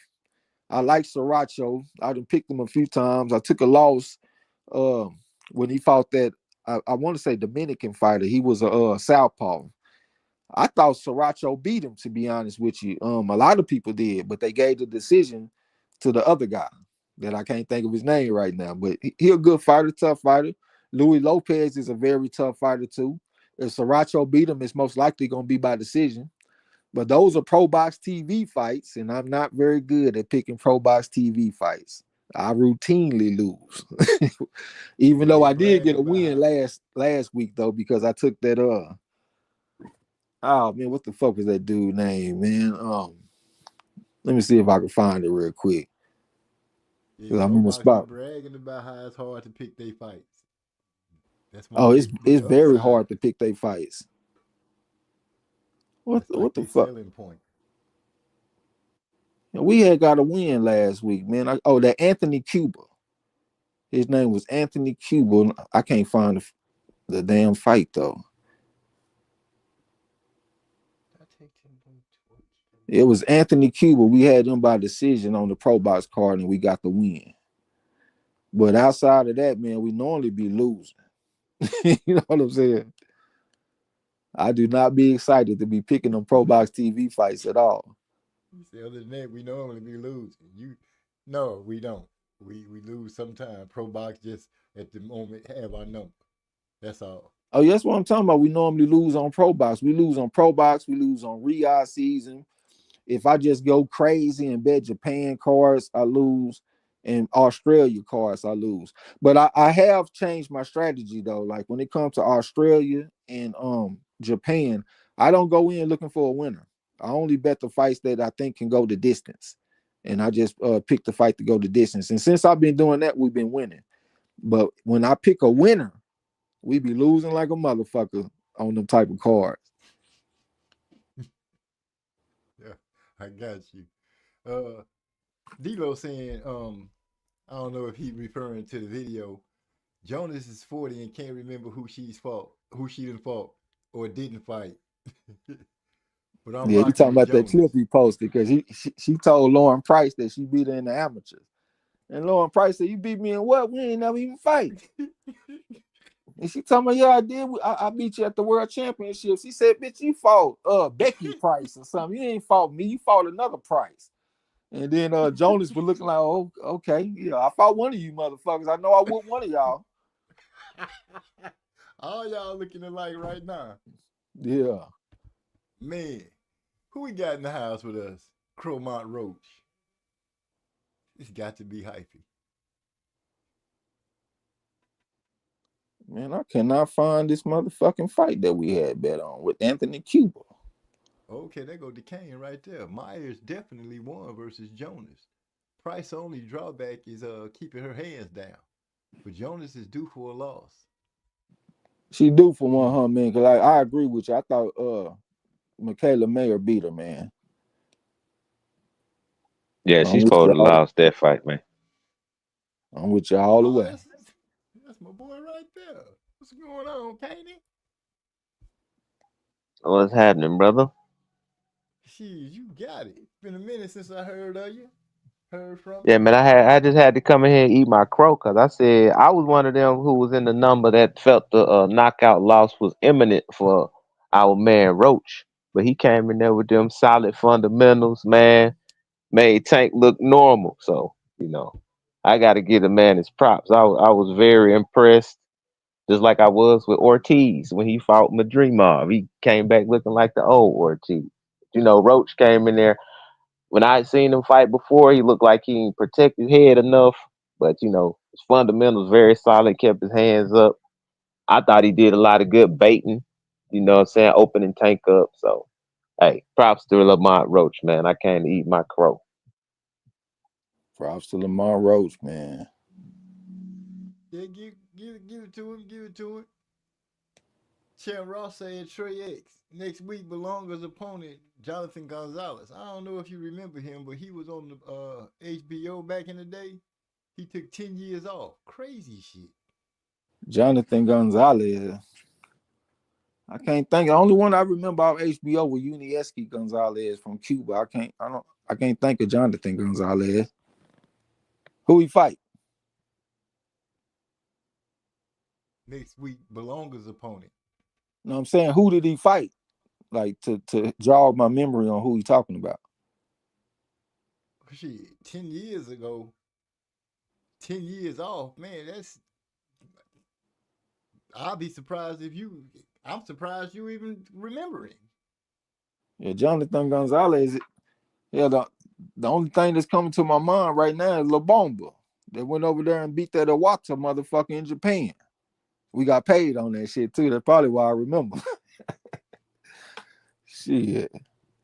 That's one of my favorite fighters too, man. La Bomba, man. I cut for La Bomba all day long. Gonzalez fought Zanerki. Zanerk. Yeah, I don't know who the fuck that is. I ain't gonna even lie. At 154. He was a good prospect. Yeah, I don't know who that is. Nobody really hit me with the well, me and you discussed the knee. I still gotta find. I can't wait till the fight. They release the whole fight because I gotta go find Roach making fun of Tank doing the knee thing. It's not gonna let me rest until I find it. Gil Cole said he thought he got pushed down. I thought he was being funny. I thought he was marking Tank for doing the knee and running to the ropes like that. I thought he was like, yeah, you did. Look, nah, what? That's the only reason I ever spoke on him when they was like, it should be a point. I was like, well, if they do that, they got to take it from both of them and it'll still be at the same position. Yeah. Or, dare I say, Levant would lose because with him, I don't know.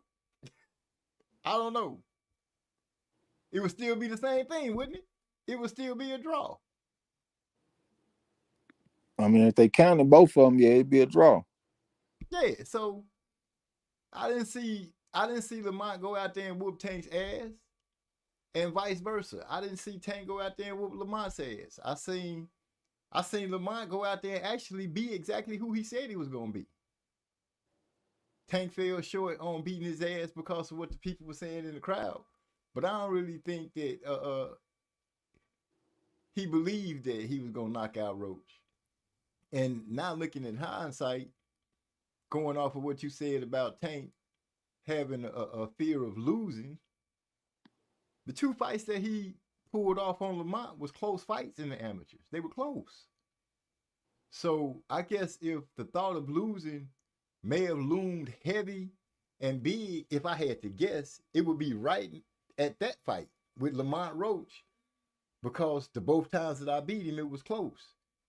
The possibilities of me losing is much bigger. That could go for why he was acting all off in the fight instead of just fighting. I'm just spitballing right now.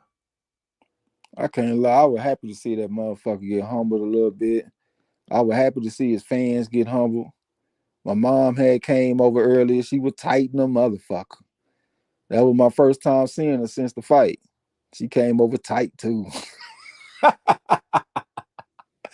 I'm sticking that needle right in her too, nigga. Yeah. Your boy ain't who you thought he was it? A goddamn world beater knocking out anything moving. Why he ain't knock out Roach then? Yeah, 3.5, but y'all think he gonna beat the 4.5 motherfuckers. I want to see him fight Keyshawn Davis, nigga. I still want to see the fight. I want to see him fight Shakur Stevenson, the baby world beater. Let's see how that shit gonna go when he gets some first-class boxing skills in front of him. Because I got respect for Roach, but he ain't fought around the world like them dudes. He ain't going to the Olympics. He ain't going to the World Championships. He fought right here in the United States and held his own. So let's see what's going to happen when he fight these world beaters. That's what I want to see. Man, I've been saying I want to see him fight Keyshawn, man. Definitely want to see that. Davis versus Davis. Yep. Tank fans tighten a motherfucker right now. Looking for excuses. My mama come over here talking about Calvin Ford. I'm not trying to hear Nathaniel. That's what I told. I believe you poke moms, man. I can't believe you did, mom. You coachy. Come on now. Oh man, we've been going at it over fights for years, bro. As long as I can remember, we've been going at it over fights. I love to hear that. I love to hear But them Tank fans impossible, bro. They up here talking about, well, you know, Lamont Roach took a knee too, because you know Tank was pushing down on his head. So he went down. They talking about, oh, Roach took a knee too. It's not no big deal. Like them motherfuckers, they impossible, man. Okay, that's what MZ been talking about. He was pushing him down. See, that's probably why I didn't notice it, because I just saw it as a normal thing that happened. He got pushed down. When my eyes moved up to the screen, Roach was standing up, and the way he did it was like, yeah, I can do it too. That's why I got it like that. Okay. D-Lo said, laughing out loud, MZ started that rumor. It's no damn rumor. It's just it's too many people that already gave instance to seeing it. So I know I saw what I saw. D-Lo went out the gate. Well, if one got pushed down and the other one took a knee on purpose, who gets the edge? Okay, like I said, I'm waiting for it to come out so I can actually see what it was that I'm thinking I saw. But Tank did it on his own, so yeah, Lamont should get the edge. Exactly, that's what I'm saying. That man took a knee on purpose. If Lamont would have took a knee like that, he definitely would have got the count. No doubt in my mind. Now I've heard people, say Tank's star power did play a part in it. I can't argue with it. I can't argue with it. You got to say that because you can't say anything else. What other reason would there be that he get that kind of treatment? Well, we got A side and B side for a reason, so it ain't no surprise that the A side got the edge as far as that. But I got to give respect to the judges though. for even ruling in a draw, because that shit could have been ruled a victory for Tank. Right. Right. And you know, bouncing off of what I heard D-Lo say about thinking outside the box, I thought a little deeper, not saying that this happened, but I was like this, I was just saying, who's to say that the judges didn't, or one of the judges didn't penalize Tank for that, even though the referee didn't count? You know, I'm just saying. Yeah, that shit could have easily been ruled 117, 111 or some shit in favor of Tank. If it was some corruption, it seemed like they tried to score the fight. It seemed like we had 3 judges that was actually watching the fight, and they tried to score it. And I got to give them props on that, because we don't get that all the time, especially when it's a strong A-side fighter like Tank. Hip hop number one. Hip hop number one, what's up, man? I done invited this motherfucker in here 2 years ago, and he just now coming through. I guess he want to show his head because he kicking ass in the Champ Ross this season. He up there in the top 10. He might be top 5, trying to go get him a championship and all that kind of stuff. But salute to you, man. What's going down? Welcome in. Thanks for stopping through. Yeah, hip hop number one, the player, man. Throw him a wrench. If you don't mind, yeah, that's somebody we've been fucking with for a while. Me and him used to be on that Taylor gang shit when he was fighting against Ramirez and all that shit. We off on that Taylor gang talking shit. Oh, part of the Taylor gang. Yeah, we were winning. We were winning, talking shit. Taylor gang got him a fight coming up too. He moved up to 147. He gonna fight the engine, Kyle Esman. They got Taylor gang as a 3-1 favorite, but Esman ain't no punk though. He gonna come fight, man. So I'm interested to see how that's gonna go. But that's his first fight at welterweight though. I said a cow. It might be Echo Esman, the engine. All right. I tell him to type something now. He should be good. That boy D-Lo say the judges seemed on the level. So I agree. With that part, you know, I'm kind of waiting for one of those people to tell me how they seen the win either way, one way or the other. Most people are saying that Tank lost because of the knee, and I'm like, my only question is, did Lamont Roach whoop Tank's ass? Well, one thing I got to say, the AI scoring, they had it for Lamont Roach. The AI scoring had it 7-5 for Roach. I give credit to the people that score fights on BoxRec, and they scored the fight for Roach, but they had it a little too wide for my liking. They had it 117 to 111 for Roach, and that kind of felt like a knee-jerk reaction, because you see the big A-side guy having a competitive fight, maybe losing some rounds. So I thought they put a little bit of extra on it and gave it 117, 111. But 7-5 either way, I don't have a problem with it. I didn't have a problem with the draw. The only problem I had was the man should have been scored a point for that knockdown. You know, that's the robbery that took place. They robbed the man of a point. Okay. That part I can't even make a rebuttal for. I won't even attempt. But the other part, you know, I can look at it and say, I saw a close fight. You know, I saw a close enough fight where when they said a draw, I actually was not surprised. I wasn't shook, or I didn't say, damn, or anything like that. It was not one of those kind of moments for me. It was actually, yeah, that's about right. Yeah, I was surprised. Like it was a draw. I was surprised that they would even respect the man enough to give him a draw. I was very surprised. But like I said, salute to the judges, man, for trying to actually watch the fight and score the motherfucker, instead of coming in with some pre-filled scorecards like they normally do. You know what I'm saying? Yeah. Already predetermined on who they're going to have win, no matter what happened. He'd be knocked out and counted to 10, and he still won. What? Yeah. You say, salute to everybody on the panel having to listen. Okay, I read that. The judges see him on the level. They didn't score it by KD. What? What's KD? Knockdown. Oh, they didn't score the knockdown. No, we know. What's up, hip hop? Just fashionably late. I'm slow. Sorry, I'm slow. Slow as shit, laughing out loud. Hope you doing all right, good, Trey X. Hope you doing good, Trey X. Yeah, salute to you, brother. Oh, I see some fights coming up though. We gonna have to bet. They got Maxie Hughes at -600 over Archie Sharp. They just gonna have to get our money that day. I ain't bullshit. They just gonna have to get our money that day, boy. Yeah, Lee Wood is the dude that had knocked out Michael Conlon when he was winning the fight. Lee Wood, a pretty tough motherfucker. I'm looking at some upcoming odds and shit. I see Devin Haney at -1200 over Jose Ramirez. Why?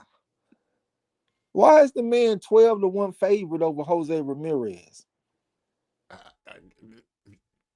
I'm what?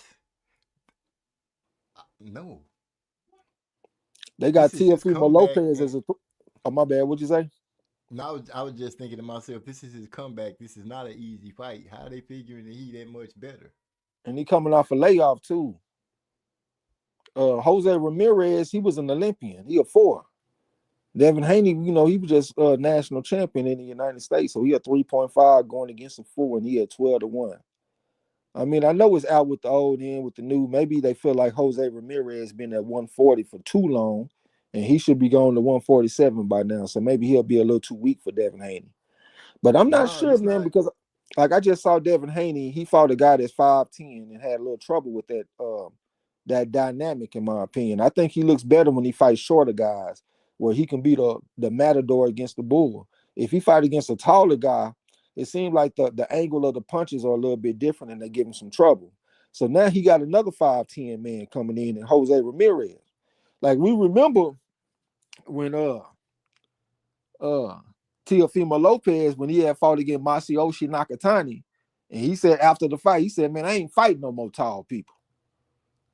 I'm telling you, that height and shit can put a dynamic out there, man. Maybe Devin Haney doesn't look as good against taller guys. I think the jury is out, man. It's gonna be interesting.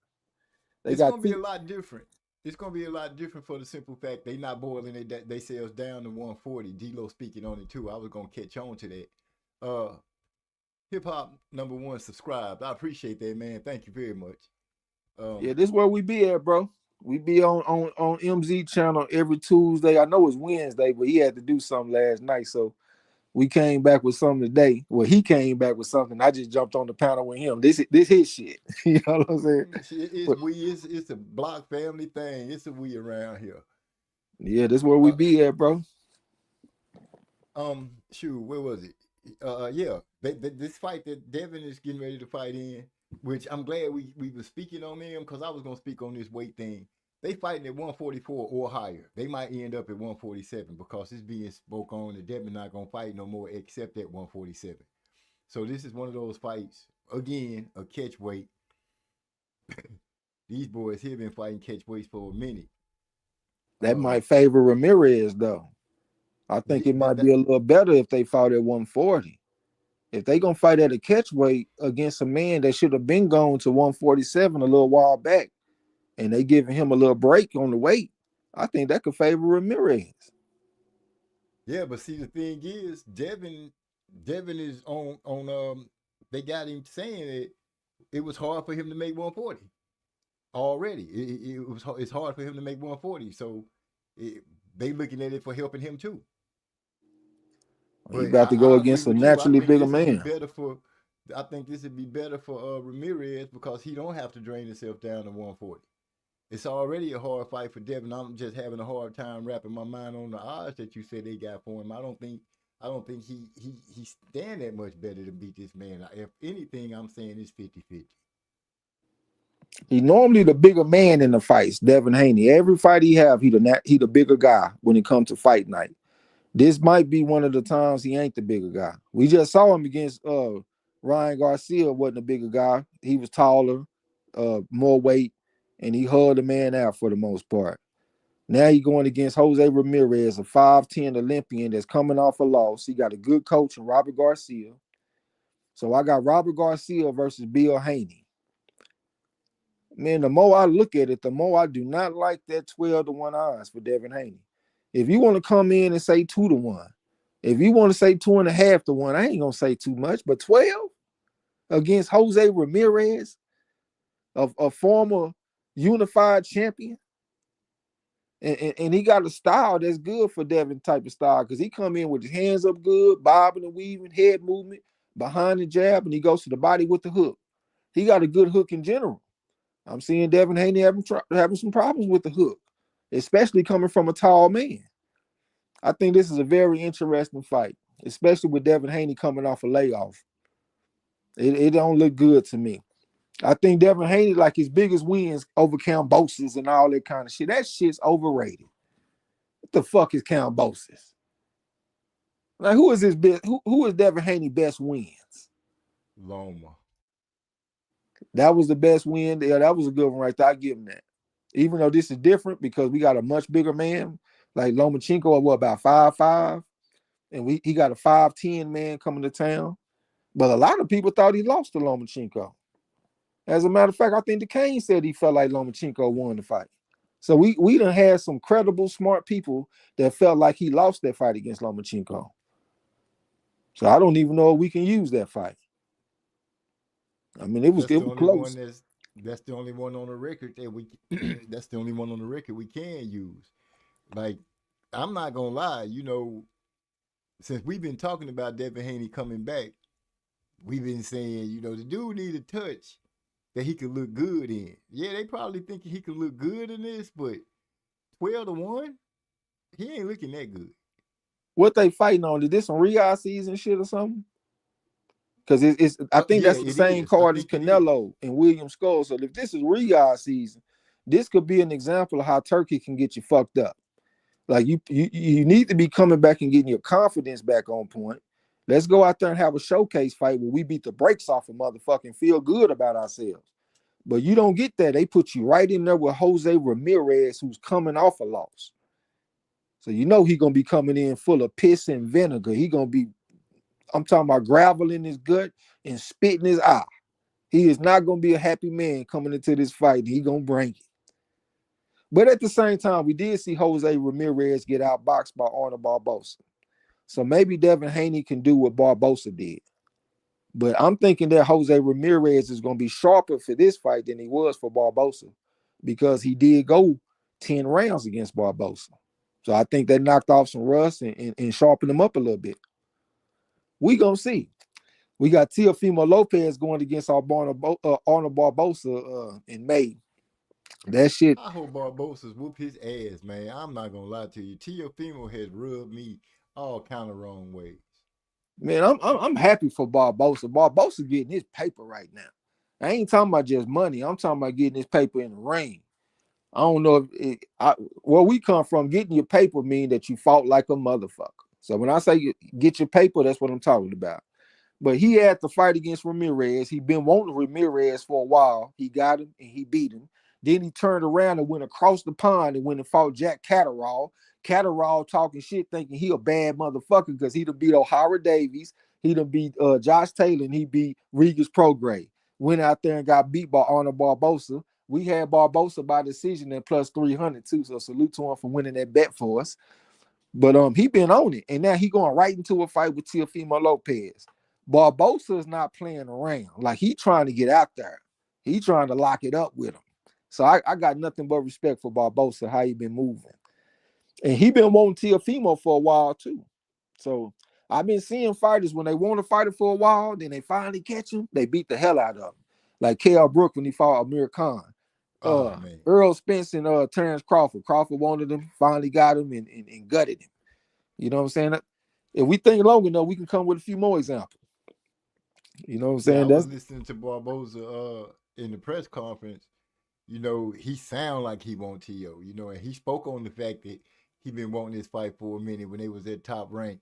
He talk about, congratulations, Top Rank cut his umbilical cord and let him crawl. I'm thinking this boy trying to bring it to T.O., man. I think he go that time when T.O. was talking about, do I still got it? Do I still got it? He really finna make him wonder.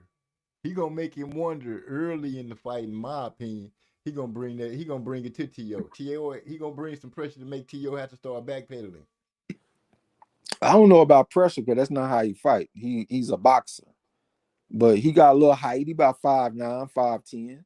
somewhere similar to Masayoshi Nakatani that gave Teofimo some troubles and made him say he didn't want to fight no more tall people. This guy, he got the experience, man, as a pro. He got the experience as an amateur. He's been around the block a few times. The only person I seen giving problems was Sean McComb from Ireland, and he was a tall southpaw. Now he got a short orthodox fighter coming to town. That could be right up his alley. You know what I'm saying? Hey, I am not counting out Arnold Barboza. I'm probably going to pick him. For real. Some more fights we got coming up, though. Of course, we got the Chris Eubank Jr. versus Conor Benn. That'll be coming up next month, at the end of next month. That's going to be interesting. It might be out with the old in with the new, though. Liam Smith going against Aaron McKenna. That's going to be a good one, too, for the domestic crowd over there in the UK. I like Liam Smith, though. I always say that, man. He tough as fuck. I just like the Smith family. They don't take no shit, and they going to fight like a motherfucker. You know what I'm saying? Liam Smith, like when he fought against Magomed Kurbanov from Dagestan, people didn't think Smith had a chance. And I know they gave the fight to Kurbanov, but Smith beat that boy, man. Smith went over there and put hands on that boy over there in Dagestan. Yeah, I fuck with Liam Smith, man. I fuck with the Smith family. Anthony Yarde versus Lyndon Arthur. I think that's a rematch. I want to say Arthur might have got the first fight or some shit like that. I might be tripping. Brandon Glanton versus Chris Billiam Smith is one I'm looking forward to like a motherfucker. That is two tough Iron Man fighters right there, boy. I do not expect to see a knockout. That'll be a fight that we bet go the distance. You know, they both got a pretty good punch, so the odds makers will give them credit for going for the knockout. But I don't see now one of them getting knocked out because Chris Billiam Smith is tough as hell. Did y'all see when he fought Zurdo? Zurdo was hitting this motherfucker everywhere from the top of his head to the bottom of his feet. And this man wasn't going nowhere. Brandon Glanton he got the fundamentals. He tough. He got a good chin. He got good stamina. It's just hard to hurt that motherfucker. They got Chris Billiam Smith as a favorite. I probably want to go for Brandon Glanton in that fight, though. Because Glanton is a 3 on the pedigree scale. He a bona fide 3. He was like I want to see like a 2-time national championship bronze medalist. And we going against a domestic guy in Chris Billiam Smith. And he coming off a loss and all that kind of shit. I think Brandon Glanton got action. That Vidal Riley versus Siobhan Clark, that's going to be a good fight too, man. I'm looking forward to that. Siobhan Clark tough.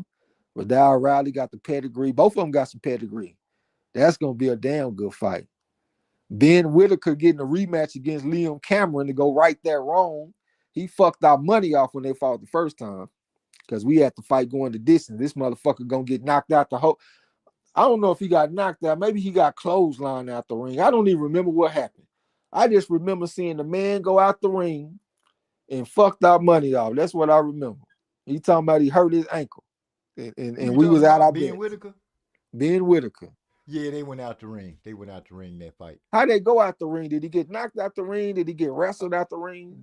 They was like, old boy was on him and being leaned back kind of far the way I saw it. Old boy was leaning on him. He leaned back and they went out the ring. And Ben said he hurt his ankle. And he caught a whole bunch of backlash from it. A whole bunch of backlash. I remember that fight. Well, he gonna have to come right his wrong. That's one of them examples, though, how I feel like Turkey might get you out there in a bad spot. I respect fighters that's going to take fights, but at the same time, if you're a fighter, you only got like 7-8 fights, and you go in there against somebody like Liam Cameron, somebody that ain't never been stopped. He done fought in the championship fights in his area, like in his home country, like the UK. He fighting like I can't think of the name of their championships, man. My bad, but they domestic belts. He done been around. Like the Commonwealth and stuff. All that type of shit.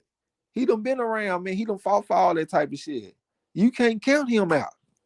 You know what I'm saying? As a matter of fact, we got to fight this weekend, man. I got to go find them names. The Kane, it might be a new fighter that you ain't heard of, the Kane. I got a fighter with a real deep amateur background that's making her debut this weekend against a very experienced fighter that you have definitely heard of. I ain't gonna just downplay your knowledge. I know you know about these fighters, but I'm saying this fighter making her debut could potentially be a new fighter for you. I gotta go find that name. So then In fact, I go find it right now. Let me see what that motherfucker name is. I'm gonna But jump she over in the chat. is Cindy Ngamba. She fighting Kirsty Babington. And Cindy Ngamba, she is making her debut. She got that deep pedigree. She going against a woman that's like got 14 fights already. And they got Ngamba as a big favorite. She like a 15-1 favorite. I'm not counting out Kirsty Babington in that fight, going against a fighter making her debut. And she got all this experience and shit. Bro, I have heard of Cindy Ngamba, but I don't know where, but I know her. I don't know what I heard about her, but I definitely know Kirsty Bobington. Yeah, I knew But you yeah, definitely knew she was. But yeah, the Ngamba, man, they got her as a big favorite. I was looking at her pedigree. I think she's an Olympic bronze medalist and she won some more shit. But they cause got a lot of confidence. she from like Cameroon or somewhere. Yeah, some Like, shit like that. yeah, I yeah. think they had some footage of her fighting. She got some fast hands. I ain't gonna Cindy just say it. I Ngamba. ain't just gonna put that out, but I'm thinking that might be how you know her name. Cromount Roach. Yeah. Cromount Roach. My bad. I'm gonna have to look up see where I know her from. Yeah, she got a little something. So of course we got the Stan Jonas and Ennis fight coming up next month. We all looking forward to that. Oh They hell got yeah, hell yeah. We looking forward to that. all day long. That's gonna be a good one. I just wish Stan Jonas had more activity. I might have to go with D-Lo. I think I heard some background noise coming from your phone, bro. Uh, So then we also got Joey Spencer going against Tim Tszyu. Joey Let's see what Spencer. Tim Tszyu coming off 2 straight losses. He gonna be he pissed off right now. He gonna be going in there trying to knock something out. Let's see what Joey Spencer with his 9 national champions, what he gonna championships, what he gonna do. I don't want to count him out, but I was looking at his last fight a little bit. It was a guy that he should have beat easily, but he beat him by majority decision. I looked at how the fans scored the fight on BoxRec, and they scored the fight a draw. And I just didn't think that was a good sign for Joey Spencer. I want to pick him so bad, man, because they're giving us great odds. We getting 3.5 to 1 odds just to take him on the money line. And he a 9-time national champion. I want to pick him bad. I just don't know if I can. I'm gonna tell you. I'm gonna tell you my feelings on him. Cause the last time we rolled with him, he lost. Oh yeah, but that was against a bad motherfucker though. I know, and you just said, Tim Tszyu pissed. He coming off of back-to-back losses. One, he mad because he got the cut on his head to Pandora, messed off his belts and his hardware. Then he go out there and get surprised. And yeah, I think he just gonna be like, Joey, I ain't trying to hit nothing about none of your 9 championships. I am a champion trying to get back at it. You gonna have to really come on with it. Yeah, but it could be 2 guys that's overrated though, because like Tim Tszyu, the only guy that he beat on that level was Terrell Gaucher. Them other guys wasn't on that level. The closest we could say is what's the guy from Detroit that beat with Baumgartner? Tony Harrison. There we go, Yeah. Tony Harrison. But Tony Superfly. Harrison was a 3. He wasn't a 3.5. He was a 3. So now he's going against a bona fide 3.5. We just seen what happened when he fought at 4. Bakram Matalaziv got his ass knocked the fuck out. I'm not too sure, man. I'm not gonna count the man out. I'm not gonna count out Joey Spencer. So then another one that I really, really, really like, and all the hardcore fans are gonna like it, is Richard Torres going against Guito Vianello. That's a great fight. Top Ranked and told Richard Torres, nigga, we want to see what you got. Like we trying to move you right. We trying to build you. We trying to do right by you. But we got to see what we got. So they gonna put him off in there with Guido Vianello. He might get his ass whooped. Vianello done been around the block a few times. He was an Olympian, lost by split decision to FL Jabba, went out there and beat the brakes off Mahmoud Akhmedov. Arslan back Mahmoudov, my bad. And that was revenge from the World Series of Boxing because he got beat by Mahmoudov in the World Series of Boxing, but it was off cuts and shit. So he got his revenge as a grown man. He went out there and got the stoppage, and he also won the bet for us. You know what I'm saying? So salute to Guido Vianello. But Richard Torres, an Olympic silver medalist and shit, Very tough, got a hard, strong punch, but he don't have the size, like the stature for heavyweight, really. And he don't have a natural, fluent type of style. Like D'Lo said that he looked like they forced him to box. Like it looked like he don't even want to box because it don't look natural to him. So I want to see what he gonna look like when he go off in there with a real classy pro. Like I know Guido Vianello, he took a loss to Johnny Rice, but that was off of cuts. He was winning the rounds in that fight. You know what I'm saying? The only legitimate loss that he has is the FL Jobber, and that was razor close, very close fight. It could have went either way. Some people thought he beat FA. You know, so that's gonna be a hell of a step up. Ain't no layoffs or nothing. Torres gonna have to go in there and get his paper. You know what I'm saying? We gonna see what he got. And this another one that the hardcore fight fans gonna love. Lindolfo Delgado versus Elvis Rodriguez. That is an outstanding fight. I don't even know who the fuck I want to pick, man. The odds makers don't either. They got the shit close. They gave the edge to Delgado, maybe because they'll fight on the top rank card. But Elvis Rodriguez is most definitely a live dog, if nothing else. Hell, he might should be the favorite. And then look, they got Abdullah Mason versus Giovanni Cabrera. That's another good one. I know Cabrera, he got stopped by the Golden Boy fighter, that the southpaw that scared of Shakur. They tried to match him up with Shakur, but he don't want to fight. The Spanish guy? Yeah, the Spanish guy. He don't want to fight. He throw a lot of punches. Big head dude name. He might have got his ass whooped by Tevin Farmer. Because Farmer was right there with him. Slipping and catching and shooting and countering and you know what I'm saying? Yeah, but he stopped Cabrera. He stopped Cabrera. We give him props.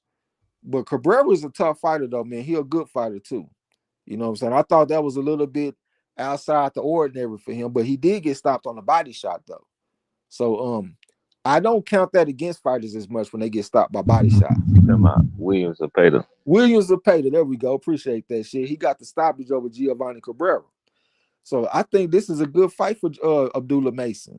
And if he go in there and just shine on Cabrera, he gonna really show us something. You know what I'm saying? For real. But I ain't gonna go through all the fights, man. I just want to look at a few fights that's coming up because we rarely do that. Like we'll just talk a little bit what's going on right now, but we don't really look ahead to the fights and shit, man. So I just want to look ahead to a few fights.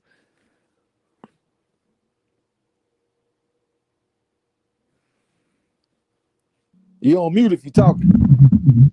Yeah, man, I'm excited about that damn that Caroline Dubois and Bo Ray Me Shin, because that Shin girl, she went to split decision with Delphine Persoon, which ain't easy to do. You know what I'm saying? With the way she actually had Persoon backing up, which you don't see a lot, and she come to fight too. So you know she real confident in the ring. So I mean I lean toward Dubois to win, but I think it's gonna be a real good fight. Okay, so you don't see no stoppage. I mean, you could see a stop because, like I said, she gonna come to fight, but I don't know what kind of chin she got because I know Dubois can punch. So I just know it's gonna be an exciting fight. I was looking on BoxRec and I saw that Persoon fight, and that fight made me think that she would probably go the distance, and I ended up picking Dubois by decision because of that fight. But yeah, we're gonna see, man, southpaw and shit like that. Let's see how she deal with this southpaw stance. I like Dubois. I'm glad I got a chance to hear Cromont give his stands on it. I wanted to hear what he had to say about the girls. Hey, Duquesne, give us your top 5 pound for pound women's fighter. Man, I had to think about that one. I might come back. It's one name that I'm looking for in particular. I was wondering if you was gonna have it in there. I don't know nearly as much as you do about women's boxing, but of course I like Carissa, and you know I done talked about what's my Brazilian? What's her name? That I like. About the one that just became undisputed. Oh, you talking about Beatrice Ferreira? Yeah, I got her. You know I love her. She number 2. But I got Scott Nicholson number 3, man. I know a lot of people might not fuck with Scott like that, but I think she is an outstanding fighter. Yeah, she nice. She nice. Yeah, I think She done made me a believer, man. I think she got an identity. Like she know who she is, she know who she ain't. She gonna control the distance. She gonna control the pace. She gonna hit you with clean shots. Everybody can see the shot landing. Referee, the crowd, everybody see the shit landing clean. You can't hit her. She one of them fighters that land a high percentage of her punches, but she barely let you hit her. So like when I Yes. look at that plus minus, I'm like, she like a Bivol damn. Now, I'm not saying like the skills. I'm saying like Bivol lands about 40% of his punches, but he only let you hit him with about 13% of his punches. She reminds me of that type of person where she can hit you, but you can't hit her. And I just think she a good fighter. Yeah, I had to agree. Especially after that I think it was Raven Chapman performance. Yeah, Man, she should have Chapman. Now that was supposed to be on paper a real good fight, but she made that shit look easy. made it look easy. And that was a national champion. You know what I'm saying? That ain't she ain't no punk, man. I fuck with Scott Nicholson, man. I got a Yeah. number I 3. mean, Comparison. I think in order to beat her, you're gonna have to get in there and get rough with her, make her fight you, because she obviously don't like doing that. She like keeping a distance, being able to pot shot you. If somebody could get in there, get in her chest. I mean, it could make it a rough night for her. Yeah. And her offense is a little bit limited. I mean, she relies on the check hook a lot and stuff like that. I mean, there are some places where she can improve, but I'm not gonna take it off the table that she doesn't make them improvements though. As she settles into a professional style in a professional career. Yeah. What you about to say, OG? I'm gonna hit the chat just to get everybody read up. Hip Hop #1 said, I had no idea, my bad. Been waiting on the return of Marlowe's Corner. Laughing out loud. Glad everybody's doing well. D-Lo said, Josh Taylor finally moving up as well. Yeah, we know. Garcia, this part right here gets me. Robert Garcia is licking his chops thinking about game planning for Haney. Yeah, you better believe that you got a champion trainer, ex-boxer champion. Now he a trainer who has trained, proven champions going up against Bill Haney. Let's see how that turned out. With a formidable fighter to face Devin that's not going to have to drain itself down to 140, but it'll be at a more comfortable size from 144 or wherever they go from there, because I don't think they had really locked down what the weight size is going to be. He also said, I scored Loma versus Haney a draw, and I picked Loma. Remember Haney was in the corner begging Bill to give him some instructions? Y'all remember that? Yeah, I remember. And Bill come with some shit. He said that shit ain't working no more. Against Loma. He timing that shit. He looking for it. All that type of shit. Don't worry about it. Don't worry about it. That's exactly what he said. Don't worry about it. You got it. Don't worry about it. What? Okay. Oh, and it's a Riyadh season fight, but it's on that Friday night in New York. I think that's the thing they're gonna be doing in Times Square. And man, if he got Riyadh season attached to it any kind of way, them underdogs be live dogs. For real, nigga. Every time they be live dogs on Riyadh season. Nigga, you can make money just betting the underdogs. True. Hey, speaking of upcoming fights, man, I don't know if you mentioned the Shanika Johnson Nina Hughes rematch, but I'm looking forward to that one too. Okay. I think he did mention it. No, I didn't. I think that was further up. When they fight? The 22nd. Yeah, so I didn't go up that far. I had stopped at April. Okay, so who were you calling out there was a rematch? No, they fight the 22nd this month. That's what I'm saying. I didn't get up that far because I started in May when I was reading the fights and I was going backwards. Oh, you going back? Okay. Yeah.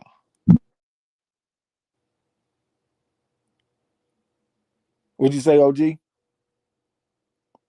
You on mute? Saying they was letting us know. They was D-Lo was letting us know that it's the Times Square fight that the other guys on, and Canelo fight the next day.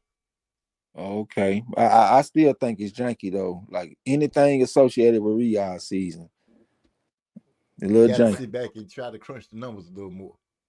Say, Barbosa seemed like a hard guy to figure out. Speaking about him fighting T.O., Yeah. he said, glad he beat his boring ass Catterall. Sean McCombs dominated that Barbosa fight, but I like what he done in his last 2 fights. That's coming from Hip Hop #1. I agree. They had the split decision in the Sean McComb fight. Everybody thought Sean McComb won that fight. He was actually ahead on the pedigree scale too, so I had picked Sean McComb. And then what the fuck I was about to say? Oh yeah, the Catterall fight. I wasn't too sure that they were gonna give it to my guy. You know, I've been feeling like I might have went to the well a little bit too many times, but they did. They gave him a very close decision. I felt like it might could have went either way. You know what I'm saying? I thought Catterall showed something in some spots. He hit Barbosa with some clean shots a few times. He actually buckled his knees and shit, but Barbosa was able to weather the storm. He was landing his 1-2-1 combination. And I like how he was willing to miss the first 2 shots in order to land the 3rd shot. And I think that willingness to take that chance is what got him the victory. I think Catterall was just a little bit too safe with the way he was fighting. He wasn't willing to take the chances that Barbosa took, and that cost him the win. But yeah, I'm proud of Barbosa, how he been moving, man. Like I said, man, that motherfucker coming out the Ramirez fight with the Catterall, and they going to T.O. And he ain't wasting no time. He is not fucking around. Ain't no shucking and jiving.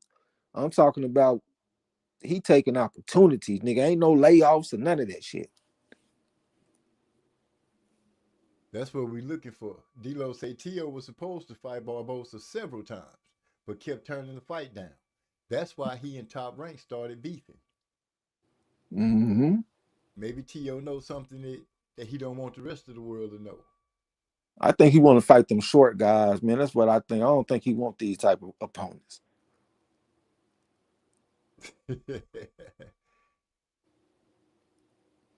He said, Hip Hop #1 said T.O. been getting punked lately, but it's his own fault. Yeah, you can't look at karma coming back from it from the universe. You're getting the energy that he was putting out. That boy Barbosa say, I like you, and I want you. Now we can do this the easy way or the hard way. The easy way or the hard way. But one way oh yeah, I looked up Cindy and Gamba. I remember now. She was the first refugee to win a medal. She won a bronze. So that's what I had. Yeah, she was on the refugee team in the Olympics. Yeah, I read that shit. Yeah. I saw that on Twitter a long time ago. But her making her debut going against Kirsty Babington, I don't think that's a guaranteed win. Well, we're gonna see how that go. Yeah, that's a hell of a step in. Yeah, one person did beat Babington in their debut though that I saw. Who the fuck was that? It was a fighter that's a good fighter that we heard of a few times. Let me see real quick. It ain't gonna take me long, OG. I'm already there. She lost to Sandy Ryan when Sandy Ryan made her debut. So I remember that because Sandy Ryan hit her ass with a body shot and lifted her off the ground. Yeah. Yeah, I remember. And she lost every round in that fight too. Like she lost 60-54. So it can be done. We gonna see if Cindy and Gamba, if she Sandy Ryan. Because if she ain't Sandy Ryan, it could be trouble in her debut. But it's only one Sandy Ryan. That rematch with Michaela Mayer gonna be fire too, though, man. I'm looking forward to that one because that first fight was a great fight. Yeah, I'm definitely looking forward. That's gonna be a great fight. Yes. I like Michaela. I like Michaela. I was like, dang, Michaela fell short again. But maybe the third time's the charm. She won the first time. We bet on the fight. We had Michaela Mayer. And the reason that we took Michaela Mayer is because they got a common opponent. Like they both I think they either both 4s or 4.5s. I haven't seen this shit in a little while. But we took a shot at Michaela Mayer Let me see what they had in common is that got us over the top with that shit. What am I thinking about with Michaela? This got me thinking. Hell, I can't even shit. I gotta look around a little bit. They got a common opponent though. Oh yeah, this Erica Annabella Farias, I think. I think that they both fought her. I mean. Yeah. So this Erica Annabella Farias, she beat Sandy Ryan, but she lost to Michaela Mayer by UD. So I thought it would be worth it to take a shot at Michaela Mayer. And plus they was giving us plus 150 for the decision. So we took that shit. We got the victory. It was in the United States too. So I thought that might give us an edge. And now they coming back for the rematch. Yeah, you know, Sandy Ryan beat her in the rematch. So You talking about that? Yeah, the other lady. yeah, for the year, she lost split decision to her the first time, and she beat a UD in the next fight. Yeah. I thought she beat McCaskill too, man. I thought they fucked over her against McCaskill. Oh yeah, I did too. Yep. But Sandy Ryan can fight like a motherfucker. And I'm not feeling my stomach kind of hurt for Michaela Mayer when I think about this rematch. Because that woman is gonna come in full of piss and vinegar, man. She felt like she got wrong the first time because they dumping that red paint or some shit on her before the fight, and she felt like she was sabotaged by Michaela Mayer. And she took that energy into the fight, man. She fought like a motherfucker off in that fight. I just thought Michaela Mayer did a little bit more to edge her out, but it was a close fight. And now they coming back for the rematch, man. I think I got to go with Sandy Ryan in the rematch. Okay, that's what. That's okay. You just made my memory just jar back like that. Okay, it was a close fight. Maybe I was thinking that Michaela lost. That was one of the best fights of the weekend that time. Shit, we were locked in on that fight. I don't know why my mind had wiped it like that. But you brought the memory back when you said about the red paint. I instantly saw everything. Yeah, we fucked up. I fucked off a bet though because I had Suleiman Sagawa going the distance against Bruce Carrington, and then I got scared and canceled the motherfucking bet out, and he ended up going the distance, and that shit paid almost 3-1 odds. So I got scared like a little sissy and fucked us out some money. That was the stain on the night, but thankfully Michaela Mayer went out there and got us a nice little bet. And plus, we had Xander Zayas over Damian Sosa by decision that night too. I forgot about that. So you know, it was a cool little night. I just hate I wasn't a sissy and didn't cancel out that bet because that was a good one. Yeah, you did cancel, but we've been winning still. Back on the Liam Cameron got a rocky start, but I do think he loses rematch on points. Still, he got to Whitaker, who overlooked him and seemed tougher mentally. We'll see. That's the dude I think they fell out the ring with. But old boy was getting with Whitaker in that fight. He was catching Whitaker with some good shots, and it didn't seem like Whitaker could get away from him. Actually, what it looked like to me was his punches was hurting, and Whitaker was like, "Damn." And he really was trying to figure out a way to get out the fight.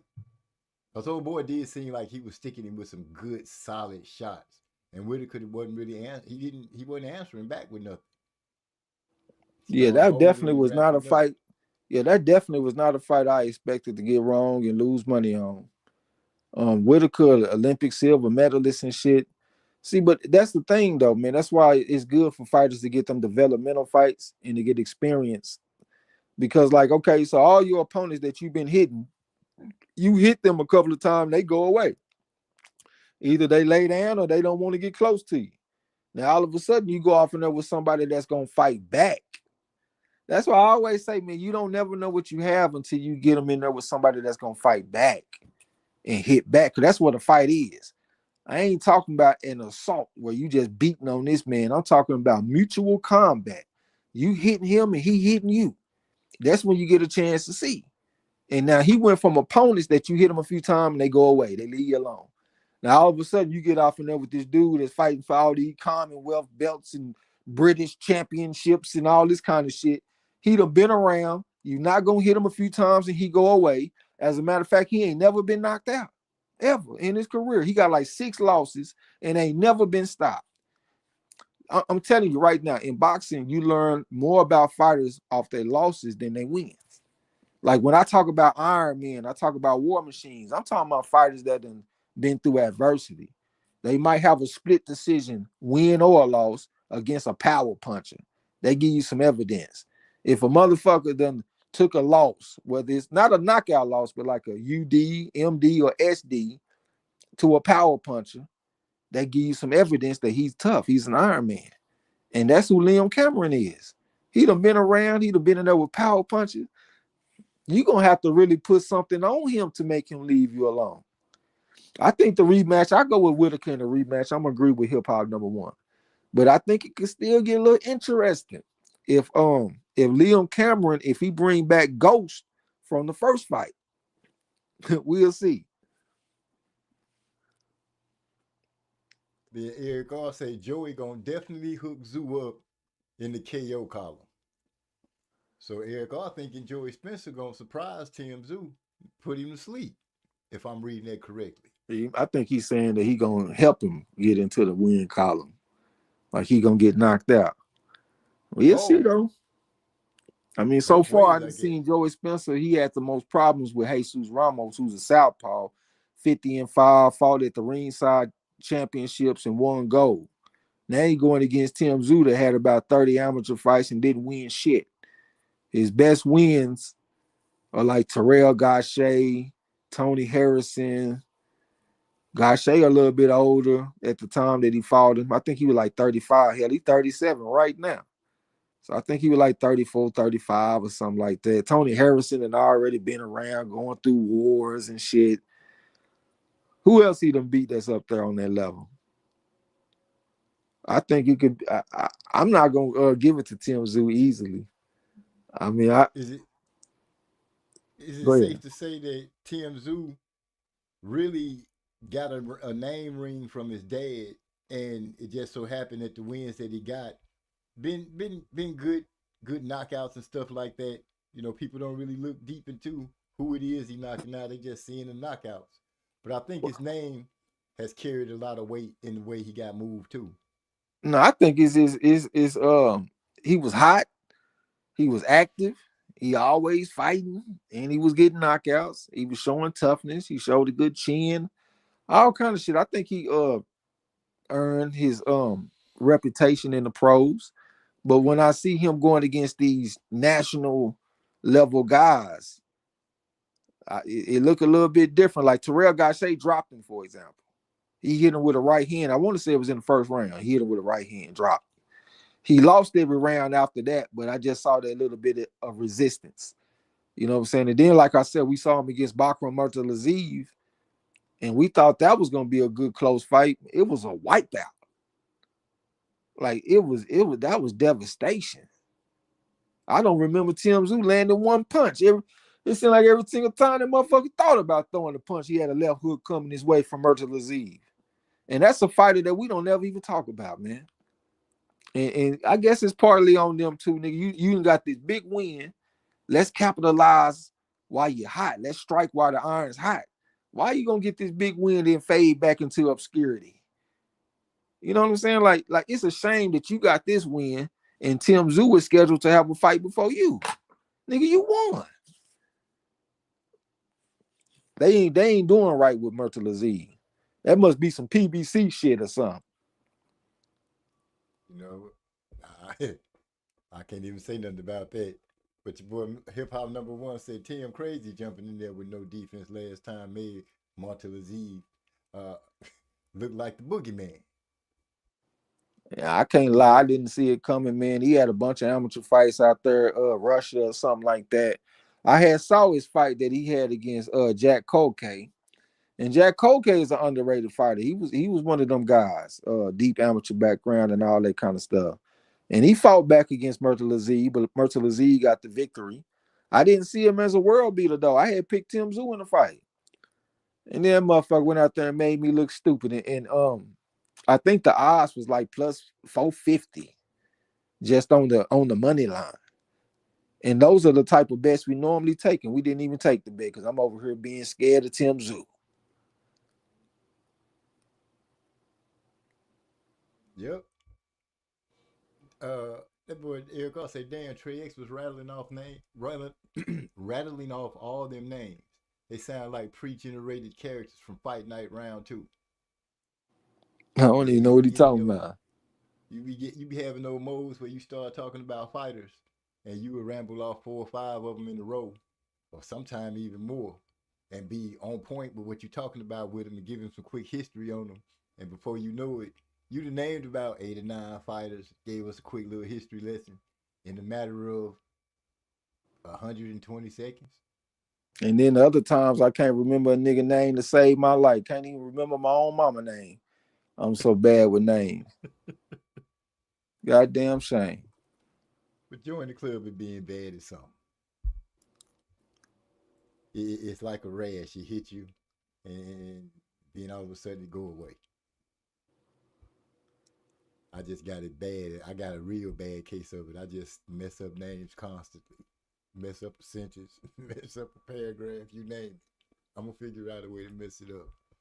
Hey, players fuck up too. And at the end of the day, they can hear that we actually love this sport.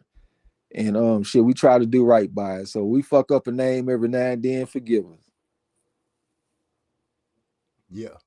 Hip Hop number 1 say Turkish girl got knocked out on the Irish card at the weekend in the same weight class as the Brazilian girl. He don't know about it. No, he don't remember nobody's name, but that's a good way to let you know who we talking about. Yeah, he said last comment, he talked about Lindolfo Delgado get off to slow starts. He might have some problems against this Elvis Rodriguez. Like people like Hyphy already been kind of not believing in Lindolfo Delgado. I like him because he won gold in the Central American and Caribbean games. I don't take that lightly. And every single time we bet on him, he done won for us. So I like him, but I understand what Elvis Rodriguez represents in there too, though. You know, like he went out there and beat the shit out of what's the Eastern European man that Crawford beat him when he was undefeated at 140 that had it on pay-per-view. The teacher. I don't know if he's a teacher. He's very tough though. Did he beat Pacquiao? No, Gary Antoine Russell got him out of there in the very last round. He almost went the distance. He a very tough fighter. He normally go the distance. But when he fought against Elvis Rodriguez, he went out there and got stopped righteously. Like when he lost to Gary Antoine Russell, they stopped the fight a little prematurely. It was the very last round. It was like 30 seconds left. I thought they could have let him make it. But when he fought against Elvis Rodriguez, he didn't stand a chance. Like Rodriguez, he a for real fighter, man. He ain't no punk. And he a southpaw. Like I said, he a 4 on the pedigree scale. I think he Dominican. That is a great fight to look forward to, man. Victor Postal is the guy I was thinking about. Oh, okay. Postal. He's a funny looking character to me. Robert Garcia gets fired up. Gets fired up getting the chance to beat a young black next Floyd Mayweather's understudy. I'm guessing that's what Eric Gar would have said. Yeah. He just stopped at Mayweather's. Man, I'm not liking the idea of this fight for Devin. But you know, who am I? I'm just a fan that playing that he want to see fights. So well, here go Devin. He's in there. And if I had to guess, this is riding on a must win for he and Ryan for the rematch to be built up. That's what I ain't crazy about it either, man. We done talked about it, man, but you know, it is what it is. Come through a meal, dude, nigga. What you gonna do? Oh, that's a good one. I like that. Burn it into my memory bank. Come through a meal, dude, nigga. Shit. I'm gonna have to put that in the verse. I ain't make it up, so nigga have at it. Still, I heard it from you, so I'm gonna have to come through a meal, dude, boy. Quit playing with me. Get your feet stuck. He said anything associated with PBC is janky. That's coming from Hyphy. All day. He's taking a shot at you. The reason Trey likes Barbosa is because he's from LA. I don't know about your city, but in LA, you can't be walking around and turning down fades. Shit, we don't turn them down either, nigga. We live in a mutual combat state. Shit, ain't but two of them in the whole nation. I think it's Texas and Washington. Yeah, nigga, it is legal to fight where we come from. You can't use shit, nigga. The police gonna watch you, gonna stand there and watch you take your fade. The only rule is you can't kill the motherfucker. You can't hurt him real bad that causes serious injuries, and you can't destroy property. But it is 100% legal to have a fist fight in Texas. Huh? Is it 100 legal to whoop some ass? All day long. It's 100% legal.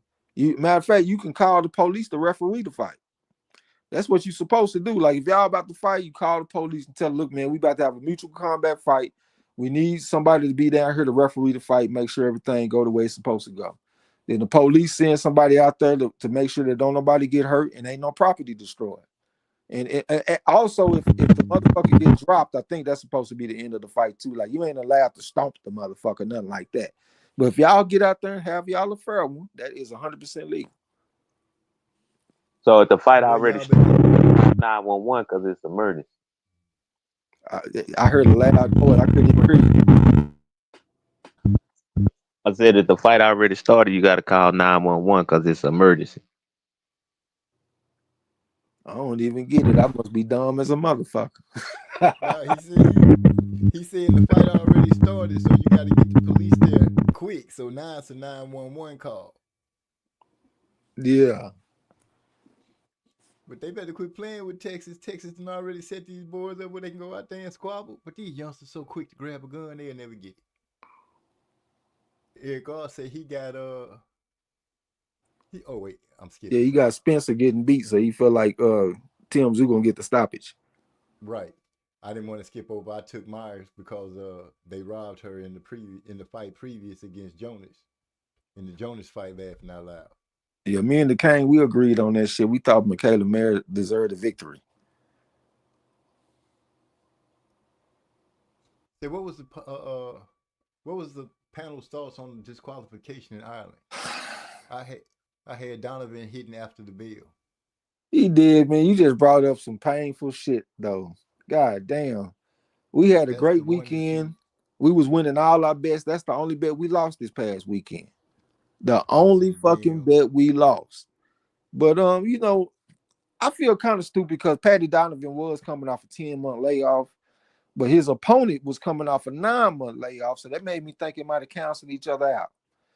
So when they was fighting, I could just tell Patty Donovan was just levels above this dude.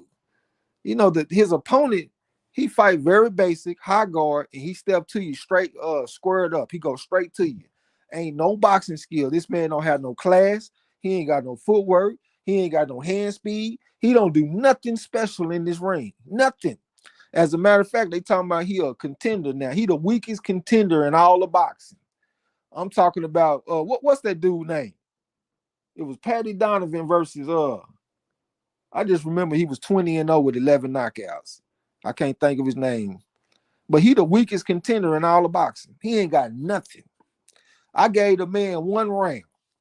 Out of like 7 that they fought, I gave him 1 round. And it pissed me off because the referee had it out for Patty Donovan all night. They both were leading with their heads, but he only gave warnings to Donovan. He never said nothing to the other guy. So damn, called the fight fair. So Donovan, he was taking it well at first. Like he was trying to show some class, show some patience. He was just trying to deal with it. But when we got to the 8th round and they took another point, I could tell that pissed him off. So then he tried to jump on the old boy and put hands on him, bop, bop, bop, and dropped him. So dude get up raggedy. He got cuts all over his face. He ugly. He just raggedy out there. So then the referee let him keep going. So Donovan jumped on him again, put hands on him, got him against the rope. Bop, bop, bop, bop, bop. And then the bell rung and he hit him with a right hook. When he hit him with that right hook, I knew I was cooked. I said, I just lost my money right then. I know I did. Because this man ain't getting no leeway tonight. Any kind of thing he do, they gonna punish him. So I knew that he was gonna get fucked over. Another major problem I had with the referee is that he was nowhere around when the fucking bell rung. The referee supposed to be right there when the bell rings. Stop punching. He supposed to jump in and split the motherfuckers up. He on the other side of the ring. You ain't even doing your job, you fat seal. Man, I can't stand that motherfucker fucking off my money like that. But at the same time, Donovan, he should have been more patient. He should have been more composed, and he should have had himself in a position to be getting disqualified. So it's on him too. But yeah, that was some bullshit, man. Donovan was definitely the superior fighter. And just to add on that, when you text me the bad news about him losing, that day my soda machine had broke and was spraying all over the place. So I was like, damn, when it rained, it pours. They had nothing to do with each other, but they had something to do with each other. Like I said, I could have avoided that because it was a 10-month layoff that he was coming off of. So, we could have just been out the way. I just thought 10-month and 9-month, that was going to cancel each other out. And looking at the fight, it don't feel like the layoff lost us the fight. Donovan is just too goddamn emotional. Like after the fight when he lost by disqualification, he broke down and cried and everything. So that just showed me how emotional he is. He got some good talent, man. His coach, Andy Lee, I want to say, had all the power in the right hand back in the day. He got a lot of high praise for Paddy Donovan, and I don't think the praise is misplaced. But he gonna have to get stronger mentally and stop being so emotional. Because he was head and shoulders above this guy. I'm talking about this man ain't have nothing. He ain't have nothing for him. And he ended up leaving with a victory. And then they talking about he in line to fight for a championship at welterweight. This motherfucker look like he should be ranked in the top 100. Like he ain't nothing special. He did go to the AIBA World Championships though, so he's technically a 4. Paddy Donovan, he went to the Junior AIBA World Championships and won silver, so that's why we gave him the edge. But he is a way superior fighter than that man. I don't know how easy it's gonna be to get him to not be emotional. Emotional. I don't know how you're gonna fix that, but if somebody got a key to fix it, Lord help him. He need to be on the road that you saying. But yeah, when you look at what he missing out of it, that's crazy to do it up to be fighting for a belt. So I'm guessing D-Lo saying can't remember names for Ish. That's what. Yeah. That's exactly what it is. So yeah, I caught that one. He said, "What does everybody think about the TKO boxing deal? Turkey, the excellent signed with Dana White."